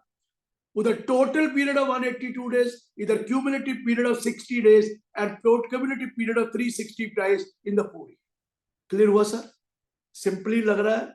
अभी नीचे explanation थी 1, उसका A था in case of a citizen of India who leaves India for the purpose of employment abroad, or in case of a member of a crew of Indian ship who sails with the ship, the period of 60 days in the condition number 2, supra, shall be substituted by 182 days. ये लिखा जाता था कि जो ऊपर 365 दिन और 60 दिन लिखे हैं वो 182 दिन हो जाएंगे. भाई 182 दिन हो जाएंगे तो पहली कंडीशन ही सेटिस्फाई हो जाएगी, फिर दूसरी की लिखने की क्या जरूरत है? तो अब क्या लिख दिया? In case of a citizen of India or a member of a crew of Indian ship, condition 2B shall not be applicable. अब याद करने की जरूरत नहीं है. It will be substituted by 182 days. Supra ही नहीं समझ में आता था supra क्या है और supra क्या है, infra क्या है. अब total लिख दिया condition 2B shall not be applicable. क्योंकि पहली में 182 दिन हो जाएंगे फिर. तो क्या जरूरत है उसको लिखने का, इतना मुश्किल करने का? पागल हो जाता था आदमी. वो उस वक्त लिखना अलग बात थी, अब तो सिंपल कर दिया. क्लियर हुआ सर? अब दूसरी होती थी clause B. In case of a citizen of India or a person of Indian origin who is outside India, who makes a visit to India, the period of 60 days in condition number 2 supra shall be substituted by 182 days, provided his total income is less than 15 lakh. 15 lakh or more, less than 15 lakh. और फिर तीसरा लिखा था further provided that in case of a citizen of India or a person of Indian origin who is outside India whose total income exceeds 15 lakh or more, the period of 60 days and condition number 2 supra shall be substituted by 120 days. मर गया याद करते करते. अब simple कर दिया, sub section डाला. Sub section पहले वो सेक्शन सब सेक्शन डाला, सब सेक्शन 3 और section 4. Section 6 of Section 4. In case of a citizen of India or a person of Indian origin who is outside India who makes a visit to India, condition 2B will not be applicable if his total income does not exceed 15 lakh. That's less than 15 lakh. समझ में आ गया? कुछ नहीं भाई, लगना ही नहीं है. Condition 2B क्या जरूरत है? वो 182 डेज होगा तो रेजिडेंट होगा. अब वो 122 का लिखना था तो अगले सब सेक्शन में लिख दिया in case of a citizen of India or person of Indian origin without outside India who makes a visit to India, the period of 60 days in condition number 2 will be substituted by 120 days if his income is rupees 50 lakh. ठीक है, बस वहां पर लिखा, बाकी इतना simplify कर दिया कि पूछने की जरूरत ही नहीं पड़ी. फिर आता था 61A, citizen of deemed resident. क्या होता था? you are not liable to pay tax outside India, you are a citizen of India and you are not liable to pay tax in India. और वो होता था कि he will be said to be deemed resident. वो 61A को हटाकर अगला section डाल दिया. यही डाला, in case of a citizen of India who satisfies the following 3 conditions, he shall be treated as deemed resident in India. Condition क्या डाल दी? He is a citizen of India. Number 2, his total income does not exceed 15 lakh. Number 3, he is not liable to pay tax outside India. वो deemed resident जो Dubai वाले ये वाले जो वहां tax देते नहीं है, और यहाँ पर वो कहता था इवन अगर वो 15 लाख से ऊपर है यहाँ पर, तो उस केस में हम डीम्ड रेजिडेंट मान लेंगे। फिर नीचे लिखा था प्रोवाइडेड दैट, उसके नीचे लिखा था कि अगर वो कंडीशन 6(1) की सेटिस्फाई करेगा तो फिर वो डीम्ड रेजिडेंट नहीं होगा। यहाँ पे सबसेक्शन डाल दिया दैट ये वाला person who is a citizen of India who is covered under 6(2), section 6(6) will not be applicable। Clear कर दिया कि अगर वो उसकी कंडीशन में आ जाता है 182 डेज की, 365 डेज की, तो फिर कंडीशन 2 एप्लीकेबल नहीं। तो सिंप्लीफाई नजर आता है सर, पढ़ोगे तो मजा आता है पढ़ने का, और वो पढ़ने का एंजॉय वही कर सकता है जिसको पुराना लॉ पता है। नए वाला तो कहेगा है ही सिंपल, पुराना वाला कहेगा यार पहले तो बहुत कुछ था, अब थोड़ा सिंपल नजर आ रहा है। ये कर दिया। उसके बाद HUF का लिखा, फर्म और HUF। पहले 6(2) होता था resident status of HUF firm and HUF, अब 6(7) ही कर दिया। Resident status of HUF and firm is a firm or HUF is resident in India if it is wholly controlled from India. खत्म। Resident India if it is wholly controlled from India. Non-resident लगा, it will be resident, it will be non-resident if it is not wholly controlled from India. कितना simplify कर दिया, इससे ज्यादा क्या simplify करेंगे। अगला सेक्शन कंपनी। पहले लिखा था company is said to be resident in India if it is an Indian company or it is the place of effective management is in India. अभी भी वही लिखा है। ये क्या लिखा है? A company is resident, said to be नहीं, a company resident in India if it is an Indian company or its place of effective management is in India। उसके बाद place of effective management को define कर दिया जो पहले proviso में था। इजी लग रहा है सर, बहुत इजी बन गया। कम फिर any other person will be resident in India if it is wholly controlled from India। बड़ा सिंप्लीफाई कर दिया सर, है वही, कोई भी लाइन चेंज नहीं है, कोई भी डे चेंज नहीं है, उसको सिंप्लीफाई कर। और उसमें लिख दिया if you are resident in 1 year you will be resident for all other purpose also, वो भी लिख दिया। और फिर नॉट ऑर्डिनरी रेजिडेंट को डिफाइन किया, जो पहले 6(6) था वो यहाँ। तो आपको नजर आ रहा है कि सेक्शन 6 आपको लगता है बड़ा हो गया, लंबा जरूर हुआ है, लेकिन क्लैरिफिकेशन से मतलब उसको जो सबसेक्शन डालकर इतना सिंप्लीफाई हो गया कि लगता है कि यार अच्छा ही हुआ ये कर दिया गया। संजय जी, मैं एग्री कर रहे हैं आप मेरे से कि नहीं? कुछ ना कुछ कमेंट है तो बता दीजिए। डर लगता है जब ज्यादा पढ़ा लिखा बैठा हो ना चार्टर्ड अकाउंटेंट। हमारे यहाँ 2 तरह के चार्टर्ड अकाउंटेंट हैं, एक पढ़े लिखे चार्टर्ड अकाउंटेंट जैसे कंबोज साहब से, एक होते हैं चार्टर्ड अकाउंटेंट जो पढ़ चुके हैं आगे पढ़ते नहीं है। तो पढ़े लिखे चार्टर्ड अकाउंटेंट से डर लगता है, तो उनसे सवाल पूछ लो तो वो भी खुश हो जाते हैं और मैं पास हो जाता हूँ, अगले लेक्चर में चला जाता हूँ। ये होता है art of handling the person. और भी बोलेंगे कंबोज जी, हाँ ठीक है उन्होंने क्या दिया, तो संजय जी बोल ही नहीं रहे। तो ये क्या है, हमने थोड़ी हवा दी, हमारा काम हो गया। ठीक है ना संजय जी?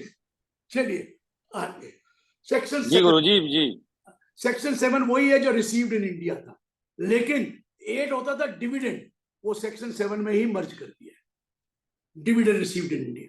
सो सेक्शन 7 अब कंसिस्ट ऑफ 2 थिंग, एक received in deemed to be received in India और एक डिविडेंड, उनको 7-8 कर दिया। एक 9B सेक्शन होता था रमन जी, वो जो रिकॉन्स्टिट्यूशन या डिसोल्यूशन ऑफ ए फर्म, वही स्पेसिफाइड एंटिटी, और आपको जो स्टॉक इन ट्रेड मिलता था या कैपिटल एसेट मिलता था वो डीम्ड ट्रांसफर माना जाता था and it is taxable in the hands of the specified entity. वो सेक्शन 9B अब सेक्शन 8 हो गया है, कोई चेंज नहीं है। Section 8 is now what was earlier section 9B। 9B हटाना था, और जो सेक्शन 9 है अगला, वो वही पुराना 9 है, लेकिन एक 9A होता था। 9A वो जो फॉरेन फंड्स इन इंडिया, उसको 9 सबसेक्शन 13 में ले गए। 9A खत्म करके 913 में ले गए, और वो सेक्शन 9 डीम टू अक्रू और राइज इन इंडिया है। जितनी भी एक्सप्लेनेशन होती थी, एक्सप्लेनेशन 1 2 3 4 5 6 7, सब एक्सप्लेनेशन को सब सेक्शन बन गया। और 9 सेक्शन थोड़ा बड़ा नजर आता है, लेकिन कोई ऐसा है नहीं। ठीक है सर, और 9A मर्ज कर दिया। पहले सेक्शन 10 क्या होता था? Income which do not form part of total income. याद है सर, यही था ना? अब वो 10 वो नहीं है, जी नहीं, एक सेक्शन था 5 कैपिटल ए,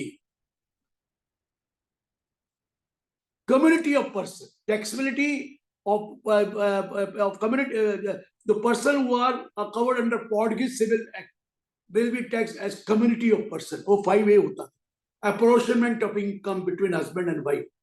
सुन लीजिए, जो गोवा, दमन एंड दीव के लोग हैं, वहां पोर्टुगीज लॉ था, तो हमने उनको अंडरटेकिंग दी थी कि आपका वो वाला लॉ हम चेंज नहीं करेंगे। तो हमने एक 5A डाला था कि देखिए हस्बैंड एंड वाइफ कमाते हैं, अगर तो सैलरी है रमन जी, तो सैलरी तो दो हस्बैंड के इनकम में, वाइफ की वाइफ में, लेकिन बाकी कोई भी इनकम कमाएगा या हस्बैंड या wife, any other income except salary, दोनों का 50-50 जोड़ा जाएगा उनकी इनकम में। चाहे हस्बैंड कमाए चाहे वाइफ कमाए, दोनों को टोटल कर लीजिए, 50% हस्बैंड में जोड़ दीजिए, 50% वाइफ में जोड़। आप लोगों को जरूरत नहीं पड़ती थी, क्योंकि गोवा, दमन, दीव में होता था, आप लोग नहीं की थी, इसलिए आपको आइडिया नहीं है। लेकिन 5A सेक्शन अभी भी है, लेकिन वो 5A अब सेक्शन 10 बन गया। बात ही कुछ नहीं हुआ, सेक्शन 10 बन गया, क्योंकि अब उन्होंने कैपिटल तो खत्म करना था। अब section 11 income which do not form part of total income है। पहले सेक्शन क्या था? 10, लेकिन बहुत फर्क पड़ गया। सुनिए क्या कहता है सेक्शन 11 में। अब 4 सब सेक्शन है, 1, 2, 3, 4। सेक्शन 11(1) क्या कहता है? In computing the total income of a person, income enumerated in Schedule 2, Schedule 3, Schedule 4, Schedule 5, Schedule 6 shall not form part of the total income subject to certain conditions being satisfied. खत्म। वो जितनी भी डिटेलें थी सब उठाकर और उसमें डाल दी। Schedule 2, Schedule 3, Schedule 2 रेजिडेंट के लिए, Schedule 3 नॉन रेजिडेंट के लिए, Schedule 4 certain person, eligible person के लिए, सारे जाओ शेड्यूल देखो 2, 3, 4, 5, 6। हम इनकम वहां पर एग्जेम्प्ट कर रहे हैं, यहां पर नहीं कर रहे। यहां पर लिखा है in computing the total income of a person, income enumerated in schedule 2 to 6 shall not form part of total income subject to certain conditions satisfied. वो चार्ट, वो 2, 3, 4, 5, 6 में डिटेलें दे दी, रेजिडेंट की, एलिजिबल पर्सन की, नॉन रेजिडेंट की, eligible सारी दे दी, और condition साथ में दे दी, चार्ट बना दिए गए। अब जाओ वहां जाके पढ़ो, इधर मत देखो। फ्रंट लाइट कर दिया और बैक हैवी कर दी। सेक्शन 10 खत्म, लेकिन अभी और सुन लीजिए section 10 subsection 3। In computing the income of a specified person, एक specified person, income enumerated in schedule 7 shall not form part of the total income subject to condition being satisfied. और वो दो में क्या लिखा? If the conditions are not satisfied, it will be subject to tax. यही subsection 2 में लिख दिया। अगर 2 से 6 वाली की कंडीशन सेटिस्फाई नहीं करेंगे तो टैक्स लगा देंगे, और यही 11(4) में लिख दिया, अगर कंडीशन नहीं सेटिस्फाई करेंगे शेड्यूल 7 की तो हम टैक्स लगा। बस खत्म, सेक्शन 10 खत्म। हम तो पढ़ पढ़ के थक जाते थे। सेक्शन 10 याद है कितना बड़ा सेक्शन 10 था। अब तो पीछे जाइए, जिसको जरूरत है वो जाके देख ले। Schedule 2, 3, 4, 5, 6 and 7 is for certain eligible type of person as authorities. ये वहां डाल दिए और सेक्शन 11 बना दिया 10 को। क्लियर हुआ सर? चेंज कुछ नहीं है। अब पीछे जाइए, वहां इंतजार कीजिए। जो सब पर्सन के लिए, जो एलिजिबल पर्सन के लिए है, जो नॉन रेजिडेंट के लिए है, जो एलिजिबल फॉरेन इंस्टीट्यूशन इन्वेस्टर के लिए है, सबका एक शेड्यूल बना दिया। Now you have to read the schedule, you don't have to bother. जरूरत है पढ़ो, नहीं तो सेक्शन 11। अब आया था सेक्शन, आपको याद है 11 आया था। अब आया, पहले सेक्शन होता था 10 और 11, 12, 13 सेक्शन होते थे रमन जी चैरिटेबल ट्रस्ट। हटा दिए वहां से, 1023 से भी हट गया। सब सेक्शन 332 से लेकर 354 में separate chapter on charitable trust. उसका नाम चैरिटेबल ट्रस्ट नहीं है, नॉन प्रॉफिट ऑर्गेनाइजेशन, एनपीओ नाम रख दिया। चाहे सेक्शन 8 कंपनी हो, चाहे चैरिटेबल ट्रस्ट हो, 1023C आईवी में है, 23(4) में हो, 5 में हो, 6 में हो, 6A, नाम बदल दिया। They're all called non-profit organization. Section 332 sub section में non-profit organization को डिफाइन करके वो जो भी पुराने थे सबको माना। Non profit organisation. अब आपको ये नहीं बार बार पढ़ना रहेगा refer to in section 1023C 3IV और V और VI VIA और सेक्शन 11 and 12, अरे कुछ नहीं लिखना। NPO नॉन प्रॉफिट ऑर्गेनाइजेशन, तो आपको ये ज्यादा नहीं है NPO। और आपको पता ही है कि 456A 1 सितंबर 2024 से वैसे ही मर्ज कर दिया गया था कि वहां अब रिन्यूअल नहीं मिलेगी, अब आप 11, 12, 13 में जाना।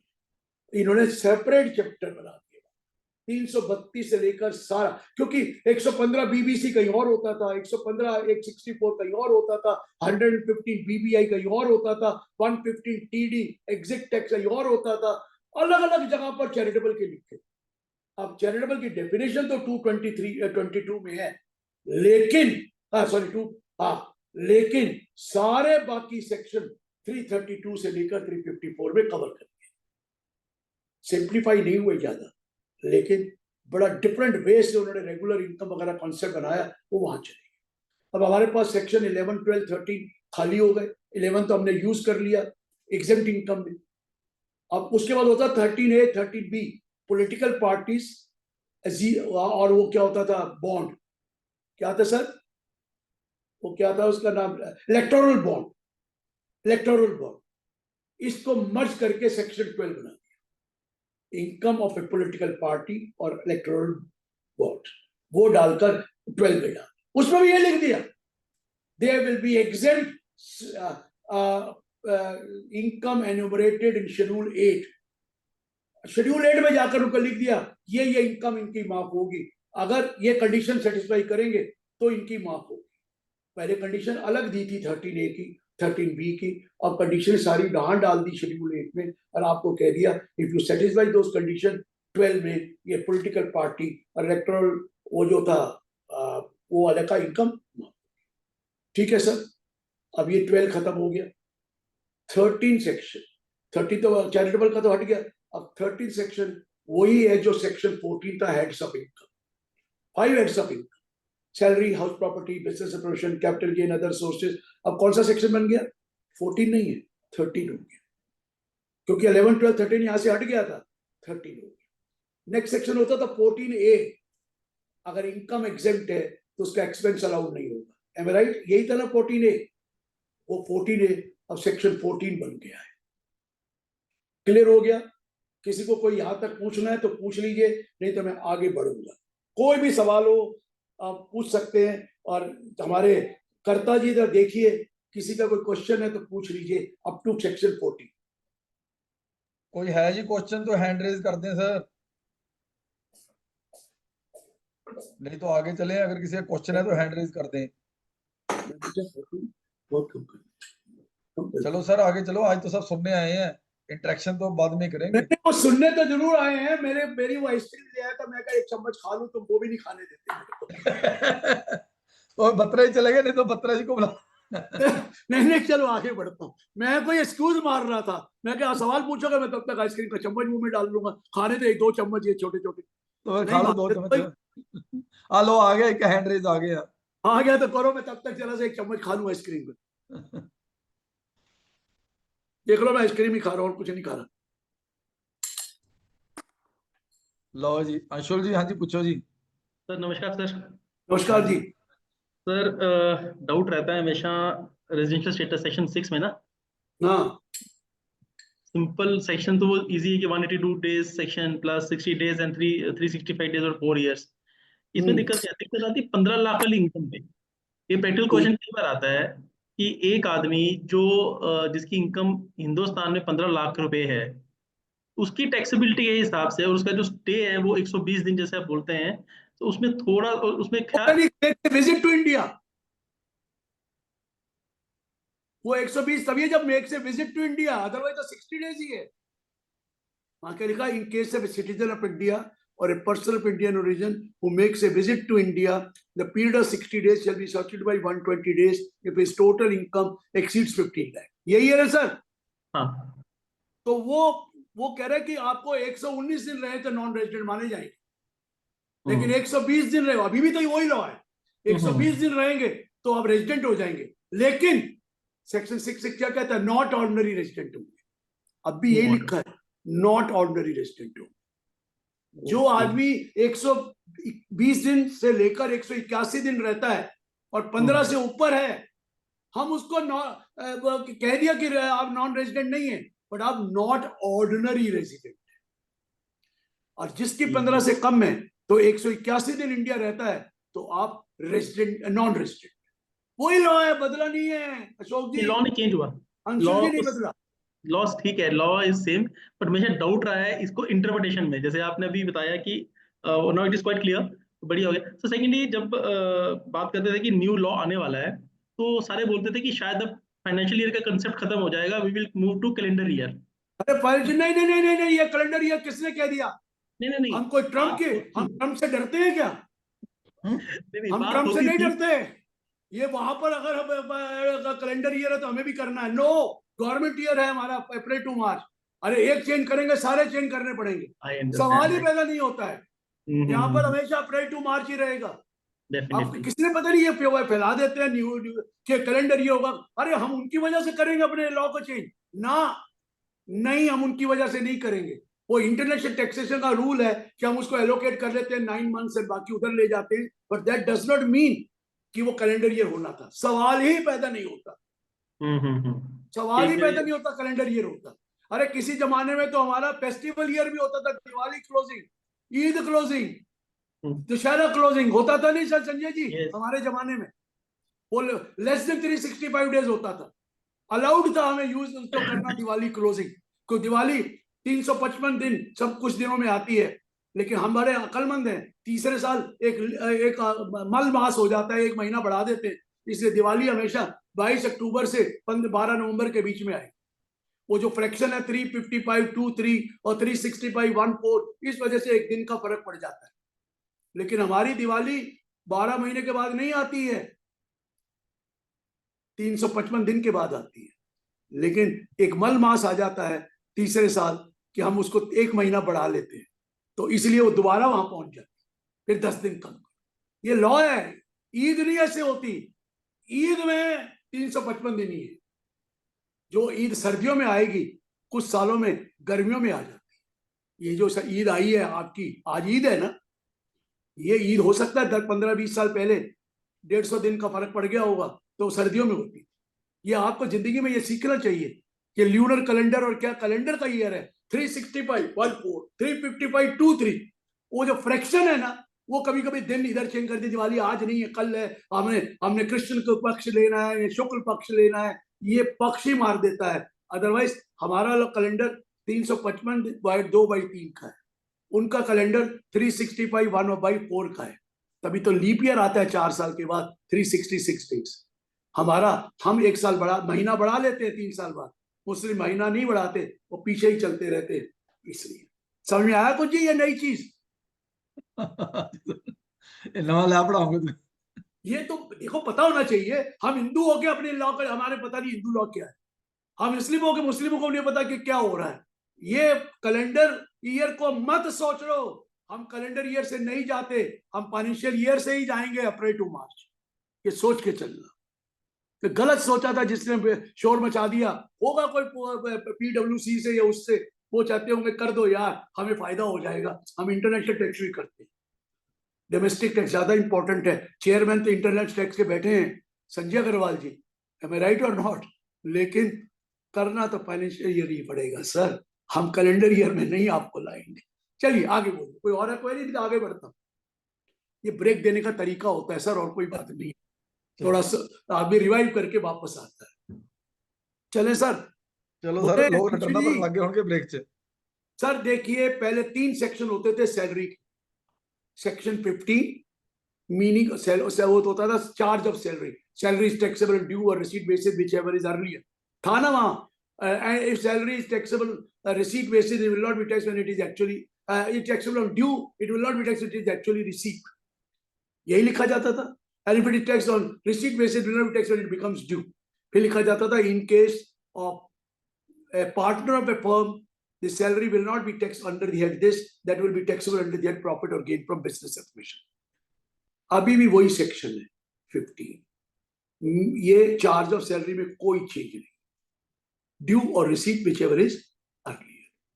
लेकिन अब फॉर्मर एम्प्लॉयर और एम्प्लॉयर को नीचे इंटरप्रिटेशन में ले गए। एम्प्लॉयर इंक्लूड्स फॉर्मर और प्रेजेंट एम्प्लॉयर और फॉर्मर, पहले यही लिखते थे receive from a present employer और a former employer shall be take, और एक छोड़ो ना, नीचे जाकर एम्प्लॉयर की डेफिनेशन दे दो प्रेजेंट एम्प्लॉयर और फॉर्मर एम्प्लॉयर।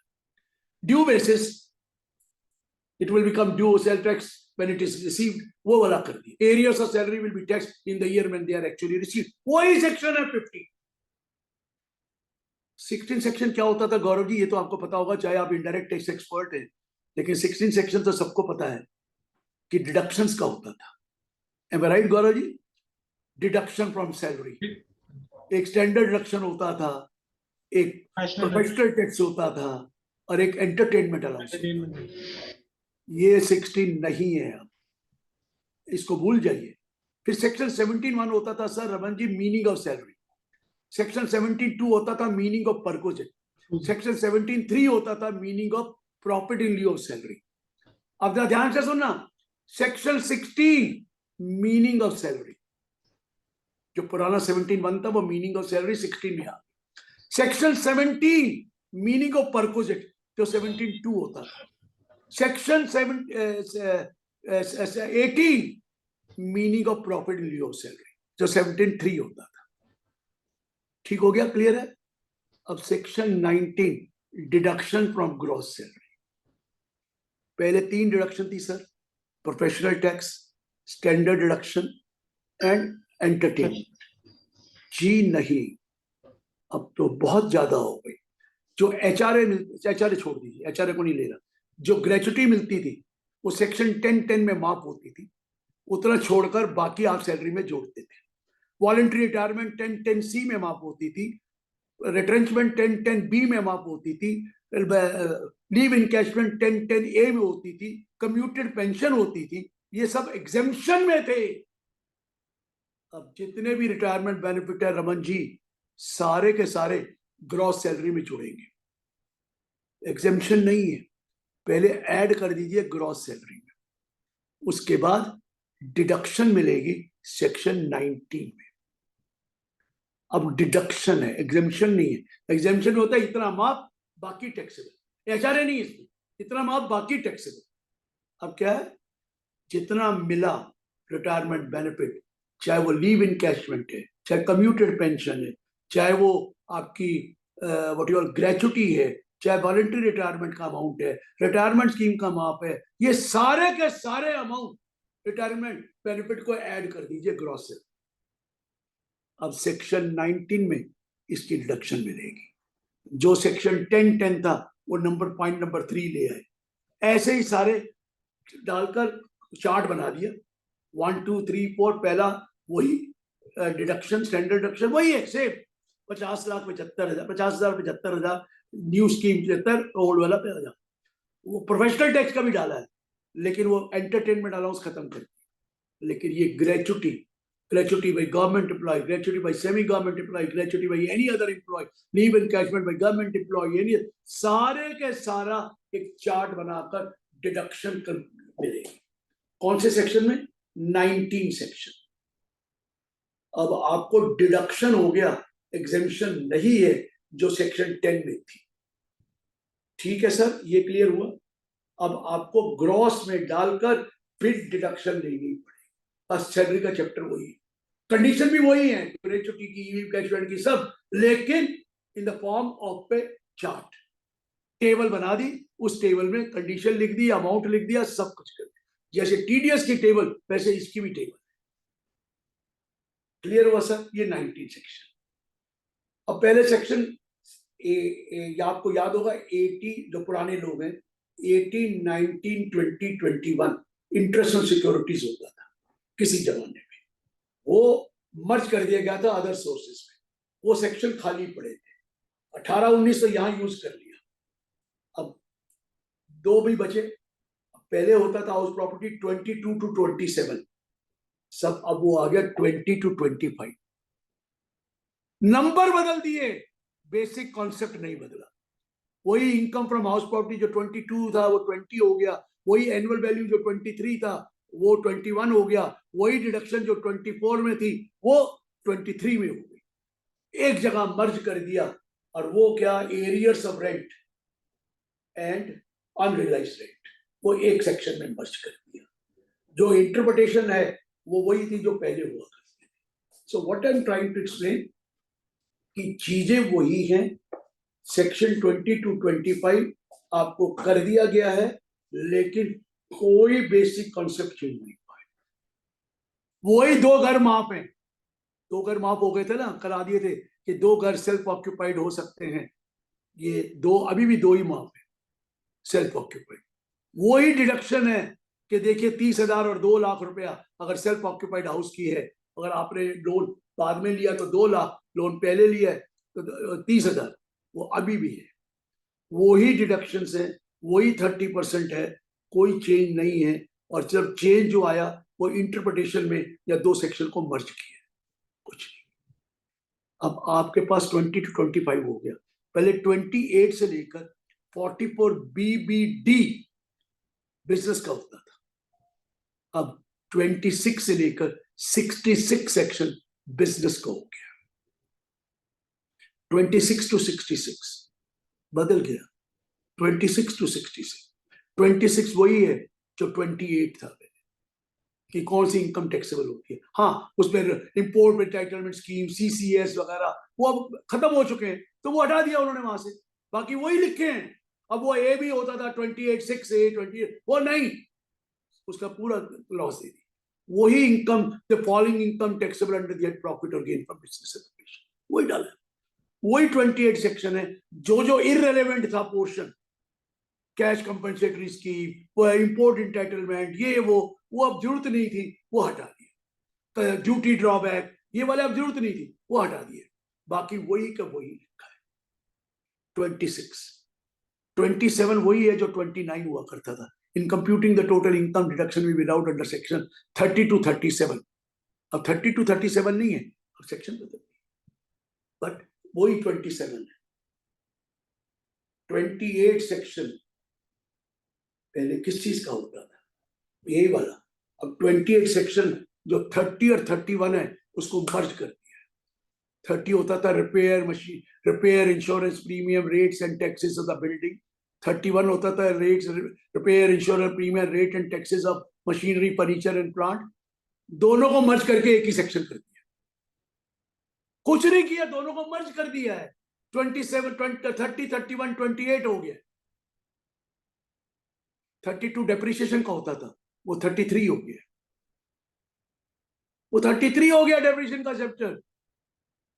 आपने नोटिस किया मैं क्या कह रहा हूं, वो सेक्शन बदल दिए हैं। और एक 36 सेक्शन होता था, उसमें एम्प्लॉय के लिए था बेनिफिट, बेड डेट्स का अलग था, उसमें कई चीजें थी, उसको 3 सेक्शन में डिवाइड कर दिया गया, 30, 31, 32, 33। वो वही वाले सेक्शन है जो 36(1) में थे। एक और बना दिया ओनली फॉर एम्प्लॉय, दूसरा बना दिया ओनली फॉर इंश्योरेंस प्रीमियम, तीसरा बना दिया ओनली फॉर सर्टेन इंस्टीट्यूशंस। ये उसको मर्ज कर ब्रेक, एक बना दिया bad debt and provision for bad and doubtful debt. ये सारे सेक्शन 36(1) जो था पूरा का पूरा ओवरऑल कर दिया गया। जो 37 सेक्शन है, आपको मालूम है ना अश्विनी जी, 37 ही तो बहुत होता है, वो 34 हो गया, वो 34 हो गया सेक्शन। 37 34 हो गया। रेज्यूडरी सेक्शन 33 क्या है, डेप्रिसिएशन का सेक्शन, 33 हो गया। अब आपका वो होता था what you call 44 AD, 44 ADA, 44 AE, है ना, तीनों को मिलाकर एक सेक्शन कर दिया 58। और उसमें टेबल बना दी, 1 business and profession other than, number 2 transport, number 3 profession. एक ही टेबल में सब कंडीशन डालकर एक ही सेक्शन कर दिया है। जो ऑडिट 44 AB में था और 44 AA में वो था, 44 AA वो 62 and 63 सेक्शन हो गए। 44 AA अकाउंट्स वाला, सर 44 लेकिन उसमें लिख दिया है जो क्लाउड में भी मामला है वो भी सब अकाउंटिंग के अंदर पार्ट है, जो डिजिटल सारा उनका पार्ट है, लेकिन वो 44 AA और 44 AB को भी बदल दिया। सारे सेक्शन वो हो गए, लेकिन जो सेक्शन 44B, BB, CB जो नॉन रेजिडेंट के थे, पहले अलग अलग सेक्शन थे। एक टेबल बनाई 5 टाइप के नॉन रेजिडेंट की इनकम आई वहां डाल, इसलिए मर्ज कर दिया गया। जो 40A होता था वो 35 कर दिया, 40 होता, जो 40 कैपिटल ए था वो 36 कर दिया। नंबर बदले हैं, टैक्स वही, नंबर तो बदलने ही पड़ेंगे। वो तो सारे प्रोविजन जो बिजनेस से प्रोफेशन के थे वो वहां पर है, पर नंबर बिल्कुल चेंज हो गए। अब 35A था, 35AB था, 35AC था, 35AD था, सब बदल गए, नंबर दे दिए। मैंने तो मेजर आपको बताए, बट कोई चेंज नहीं है। हाँ, जो इररेलेवेंट हो चुके थे जैसे rehabilitation allowance, investment allowance, investment deposit, कहाँ है अब वो? उनको हटा दिया, उनको हटा दिया।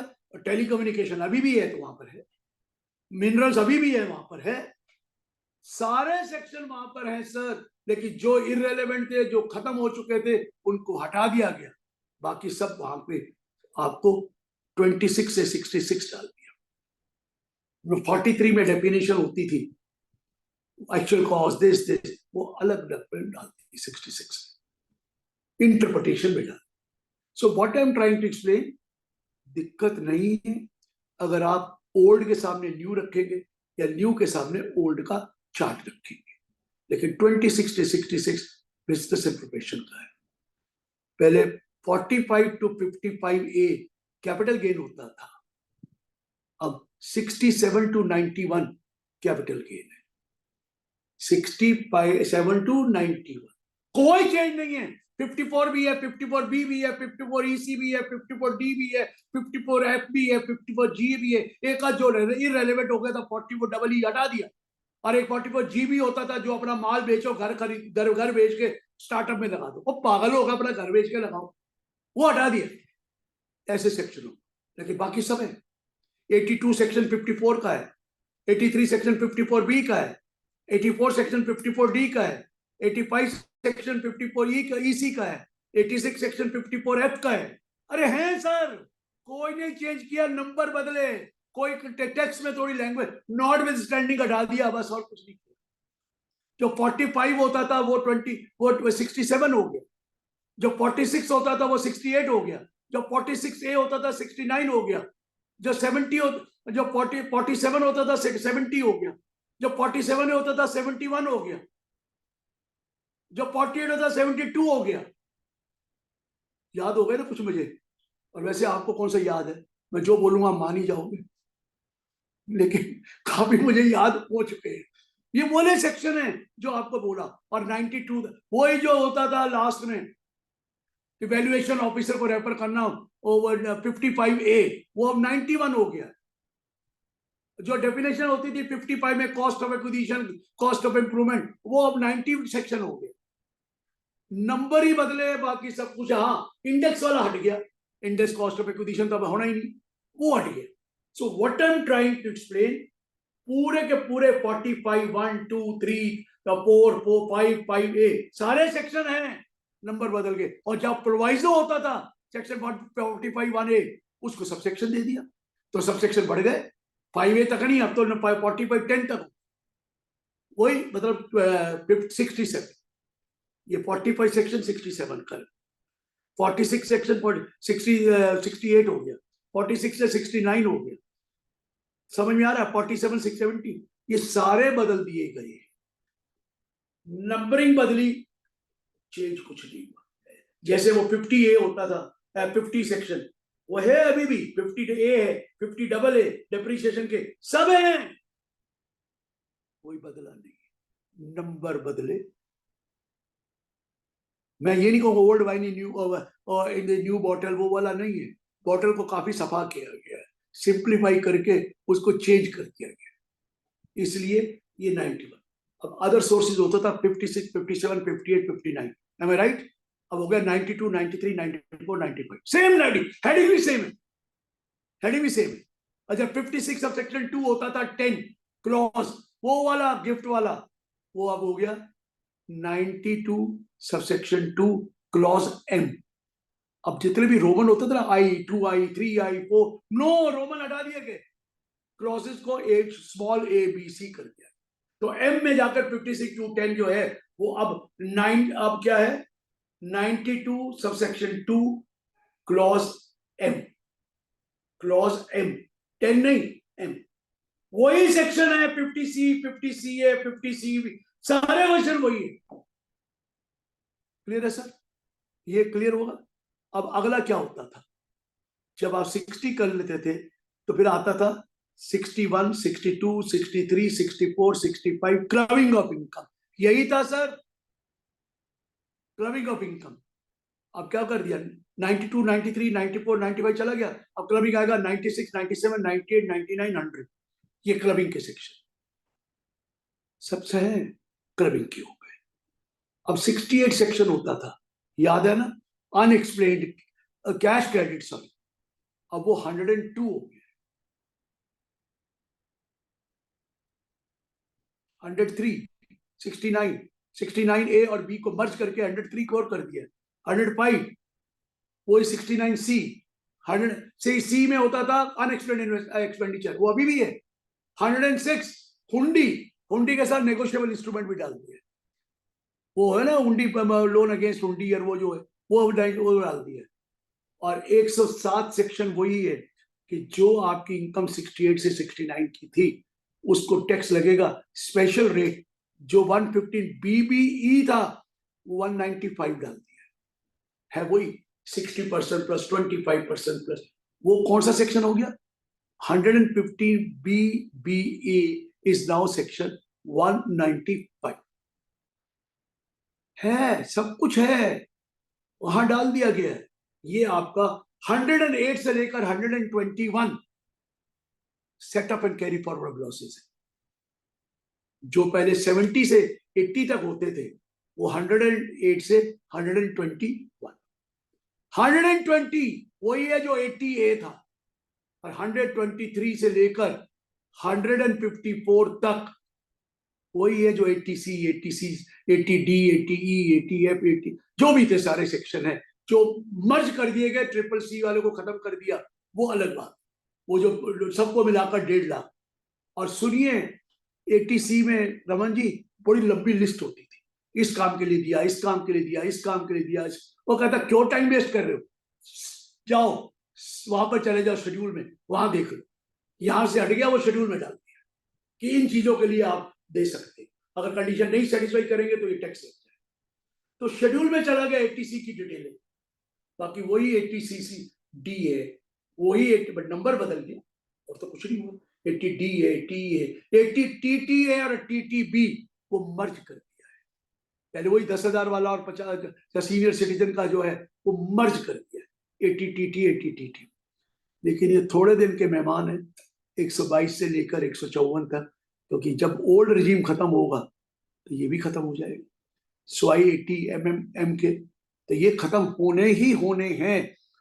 कब होंगे, इस साल या अगले साल, ये आपको नजर आ गया, ये था ये वहां पर पहुंच गए, आप 80 वाला सेक्शन खत्म कर दिया। अब जो सेक्शन आता है 90 90A 91 डबल टैक्सेशन का, अब उनको 2 ही कर दिया, 125 26 2 में ही खत्म कर दिया double taxation relief.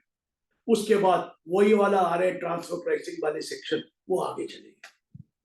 Sir 139 return of income का होता था, राइट, सबको पता है, लेकिन वो अब 263 हो गया है, खतरनाक नंबर आ गया, जो 363 करते थे रिवीजन, अब उसका नंबर 263 है। जो पैन का नंबर 139A होता था वो 262 है। जो return by whom to be TRP होता था 139B वो 264 है। जो return by whom to be sign 140 होता था वो 265 है। जो वो था जो सेल्फ असेसमेंट 140A वो 266 है। जो अपडेटेड रिटर्न था वो 267 है। जो 147 था वो 270 हो गया। नंबर बदले 277, सॉरी, वो बाकी बीच में तो आना है ना, असेसमेंट, सेल्फ असेसमेंट वगैरह नंबर सबको दे दिए गए। बेस्ट जजमेंट असेसमेंट जो 144 होता था वो अब नंबर बदलकर 271 हो गया। नंबर ही बदले हैं सर, बाकी तो वही है, फेसलेस असेसमेंट वही है, सारे सेक्शन नंबर बदल गए। ये रिटर्न के नंबर, मैंने आपको चैरिटेबल ट्रस्ट का कहा 332 वो है, और मैंने आपको टीडीएस का 192 के बदले आ गया 192 एंड 192A के बदले 392, और बाकी जितने भी टीडीएस के प्रोविजन है वो टीडीएस डिडक्टेड 393 में चार्ट बन गया, और टीसीएस के 394, कंप्लायंस एक जगह, रिपोर्टिंग एक जगह, वो सब वहां पर बदल गया, ये वहां पर पहुंच गए आप। अब आपको याद है 111A सेक्शन होता था, वो 196 हो गया है, 112 होता था वो 197 हो गया है, 112A होता था वो 98 हो गया है, 112A के बाद क्या आता था 115 BA वो 199 हो गया, 115 BAA वो 190 200 हो गया, 115 BAB 201 हो गया, 115 BAC 202 हो गया, 115 BAD 203 हो गया, 115 BAE 204 हो गया। नंबर ही बदले, बाकी चीज तो वही है, वही जो BA BAA BAB BAC वो जो BA new regime BAC, company के 2 सेक्शन होते थे BAA BAB, वो 198 199 हो गए।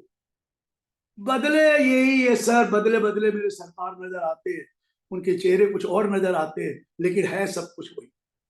मैं यही बता रहा हूं कि घबराने की जरूरत नहीं है, सारे कैपिटल सेक्शन आ गए, यही चीजें आगे भी ले गए हैं, लेकिन एक सेक्शन सबसे इंपॉर्टेंट है 536, जिसने ये नहीं पढ़ा उसको कुछ नहीं समझ में आएगा। इस सेक्शन का नाम है रिपील एंड सेविंग। रिपील में लिखा है this the income tax act 1961 is here bye repealed, खत्म। नीचे लिखा है सब सेक्शन 2 में सेविंग्स, कोई भी नोटिस पहले 31 मार्च तक दे दिया गया है 26 बिफोर 1 अप्रैल 26, कोई भी असेसमेंट पेंडिंग है बिफोर, कोई भी सर्च हो चुकी है बिफोर 1 अप्रैल 26, कोई भी पेनल्टी के प्रोविजन बिफोर 1 अप्रैल 26, कोई भी कुछ है, सब में ओल्ड एक्ट लगेगा 1961। मर गए, कई साल तो आपको पुराना भी पढ़ना पड़ेगा और नया भी पढ़ना पड़ेगा। इसे कहते हैं रिपील एंड सेविंग्स, क्योंकि कोई भी एक्शन जो हो चुका है असेसमेंट का, रीअसेसमेंट का, सर्च का, पेनल्टी का, कोई भी नोटिस दिया गया है 1 अप्रैल 2026 से पहले, उसमें अश्विनी जी पुराना लॉ ही लगेगा। तो आपको इनकम टैक्स एक्ट 1961 भी देखना है और आपको इनकम टैक्स एक्ट 2026 भी देखना है। 2 किताबां दिया करो ना फिर हर बारी। वो किताब उन दोबारा नहीं आएगी, वो थोड़े को है दोबारा एक थोड़ी छप जाएगा जो पुराना 2026 है। ये देखो क्या, देखो लालची आदमी है, अरे पर आ चुका है 2025 मैं गुरुजी पहले आपको वही तो है, लालच बड़ी बुरी बुला है, लालच बुरी बला है। और फिर आप नहीं पढ़ता, लोगों को बढ़ता है, ले जी कालरा जी ले जाओ थोड़ी देर से पढ़ लो। ये है जो लाइब्रेरी होती है ना, library loan library, he keeps giving loan to the others, ले जाओ बोरो कर लो मेरे से और वापस दे दे। चलिए सर, तो पुराने भी लेजेंड है। एक ओवरव्यू दे दिया है, ज्यादा मैं तब आपको तंग नहीं करना चाहता, कोई सवाल हो जाए तो पूछिए, लेकिन एक ओवरव्यू मैंने आइडिया दे दिया, घबराने की जरूरत नहीं है। सारे प्रोविजो सब सेक्शन बन गए, एक्सप्लेनेशन बन गए, नॉट विद स्टैंडिंग खत्म हो गया, लैंग्वेज सिंप्लीफाई कर दी, जहां लैंग्वेज बहुत डिफिकल्टी थी फार्मूला दे दिया, जैसे उसने दिया था A = B + C - D, ऐसे फार्मूले कई जगह थे, जैसे ये 44 में लिखा था ना, 45(4) में याद है A = B + C - D, वही जगह के फार्मूले कई जगह दिए, वो तो पढ़कर पता लगेगा ना। अब हमारी दुकान भी चलेगी, इतने दिन तो सिर्फ बत्रा जी दुकान चलाए जा रहे थे, हमारी दुकान भी चलेगी, थोड़े दिन तो हम आपको ये करेंगे, no doubt, chapter by chapter इसके बारे में डिस्कस जरूर करेंगे, लेकिन थोड़ा इंतजार कीजिए, क्योंकि ये मुझे पता है कि अभी कोई अमेंडमेंट नहीं आनी, वो था अमेंडमेंट मार्च में आने के, फरवरी में आने के पूरे चांस है, क्योंकि इंस्ट्रक्शन ये दी गई थी कि पुराने लॉ को चेंज नहीं करना, लोगों को समझ में नहीं आएगा, वैसे ही रखिए। अभी भी माइनर की इनकम क्लब होती है, लेकिन 1500 की डिडक्शन अभी भी, वो 12 लाख आ गया है, इसमें 12 लाख आ गया है, लेकिन 1500 की डिडक्शन है इसमें।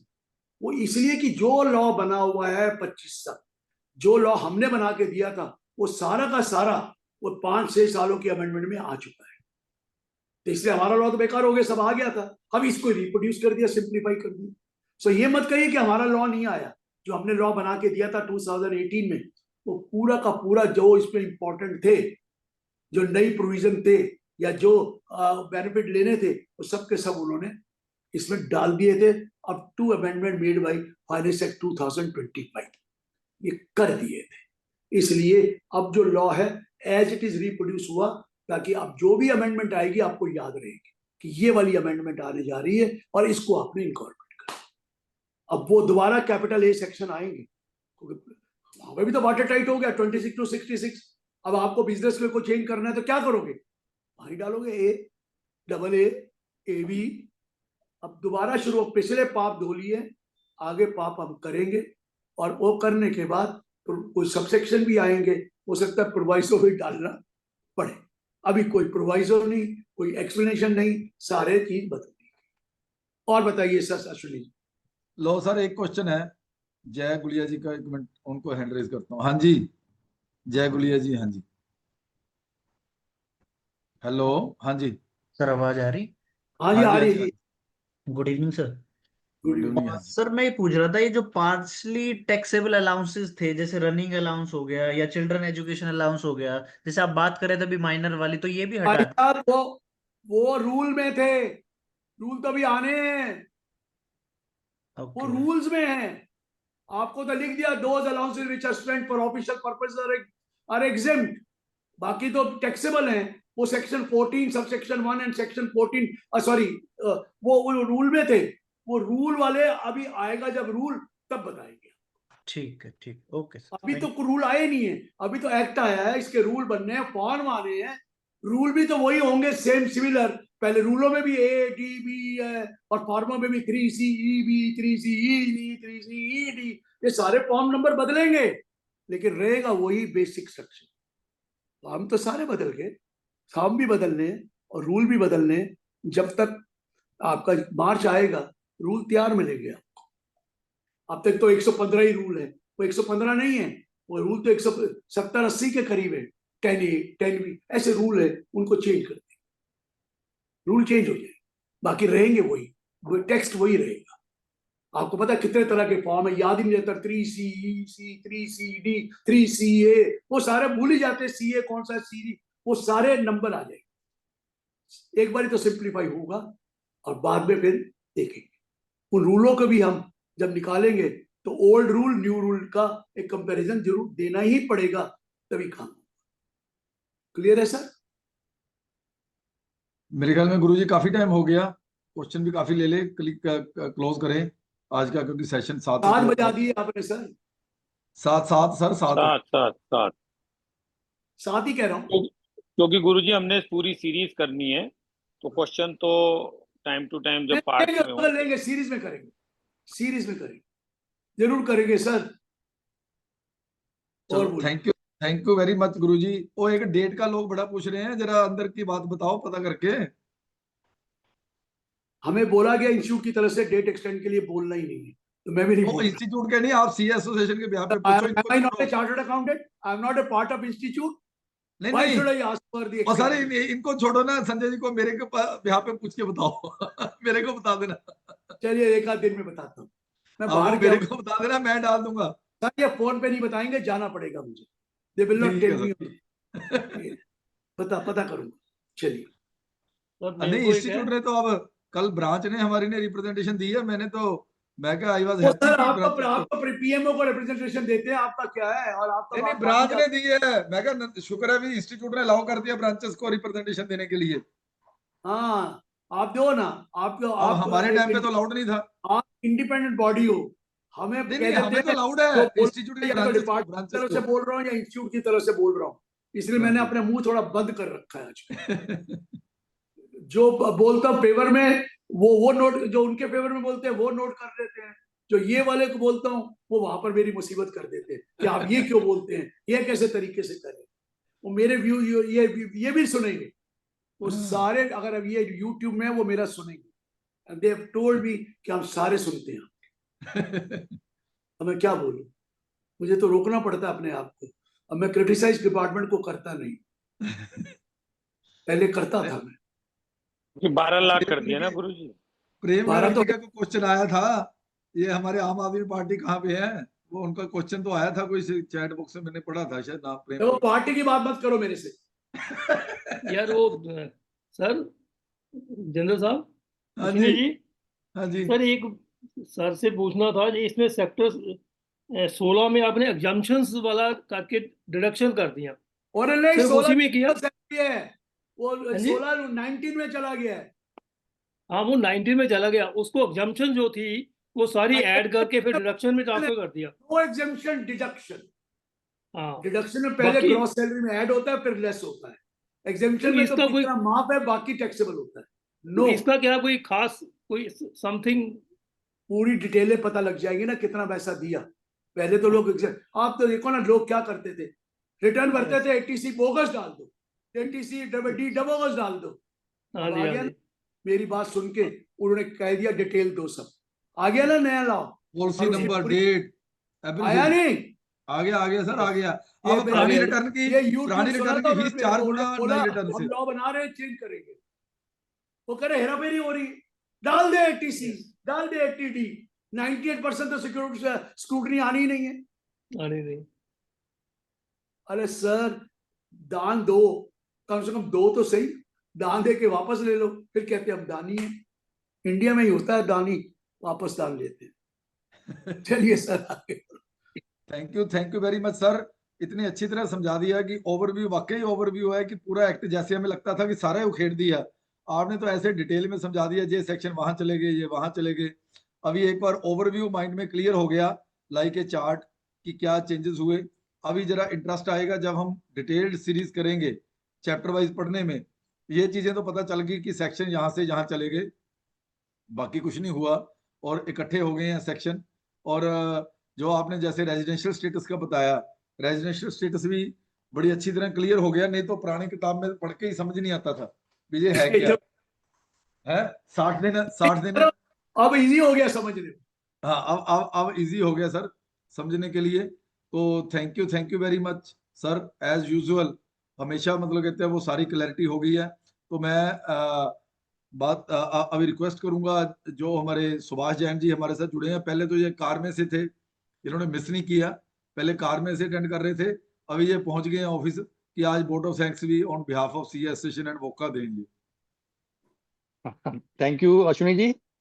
M I audible? Yes sir, बिल्कुल यस बिल्कुल आ रही आवाज।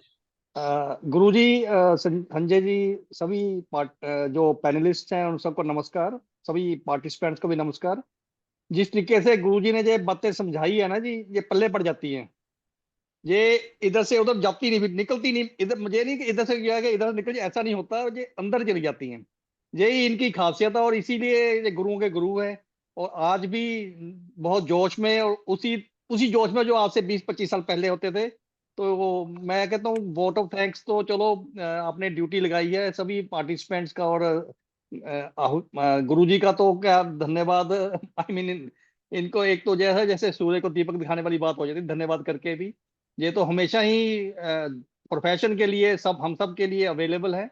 और मुझे लगता है ये अभी जैसे इन्होंने कहा कि जीएसटी में बत्रा जी और ये दोनों गुरु जो है ना अब बिजी हो गए समझाने के लिए। इनको बचपन, जैसे हम बचपन में पढ़ते थे ना, अब वैसे ही पढ़ना पड़ेगा जैसे आज बढ़ाया इन्होंने बच्चों की तरह।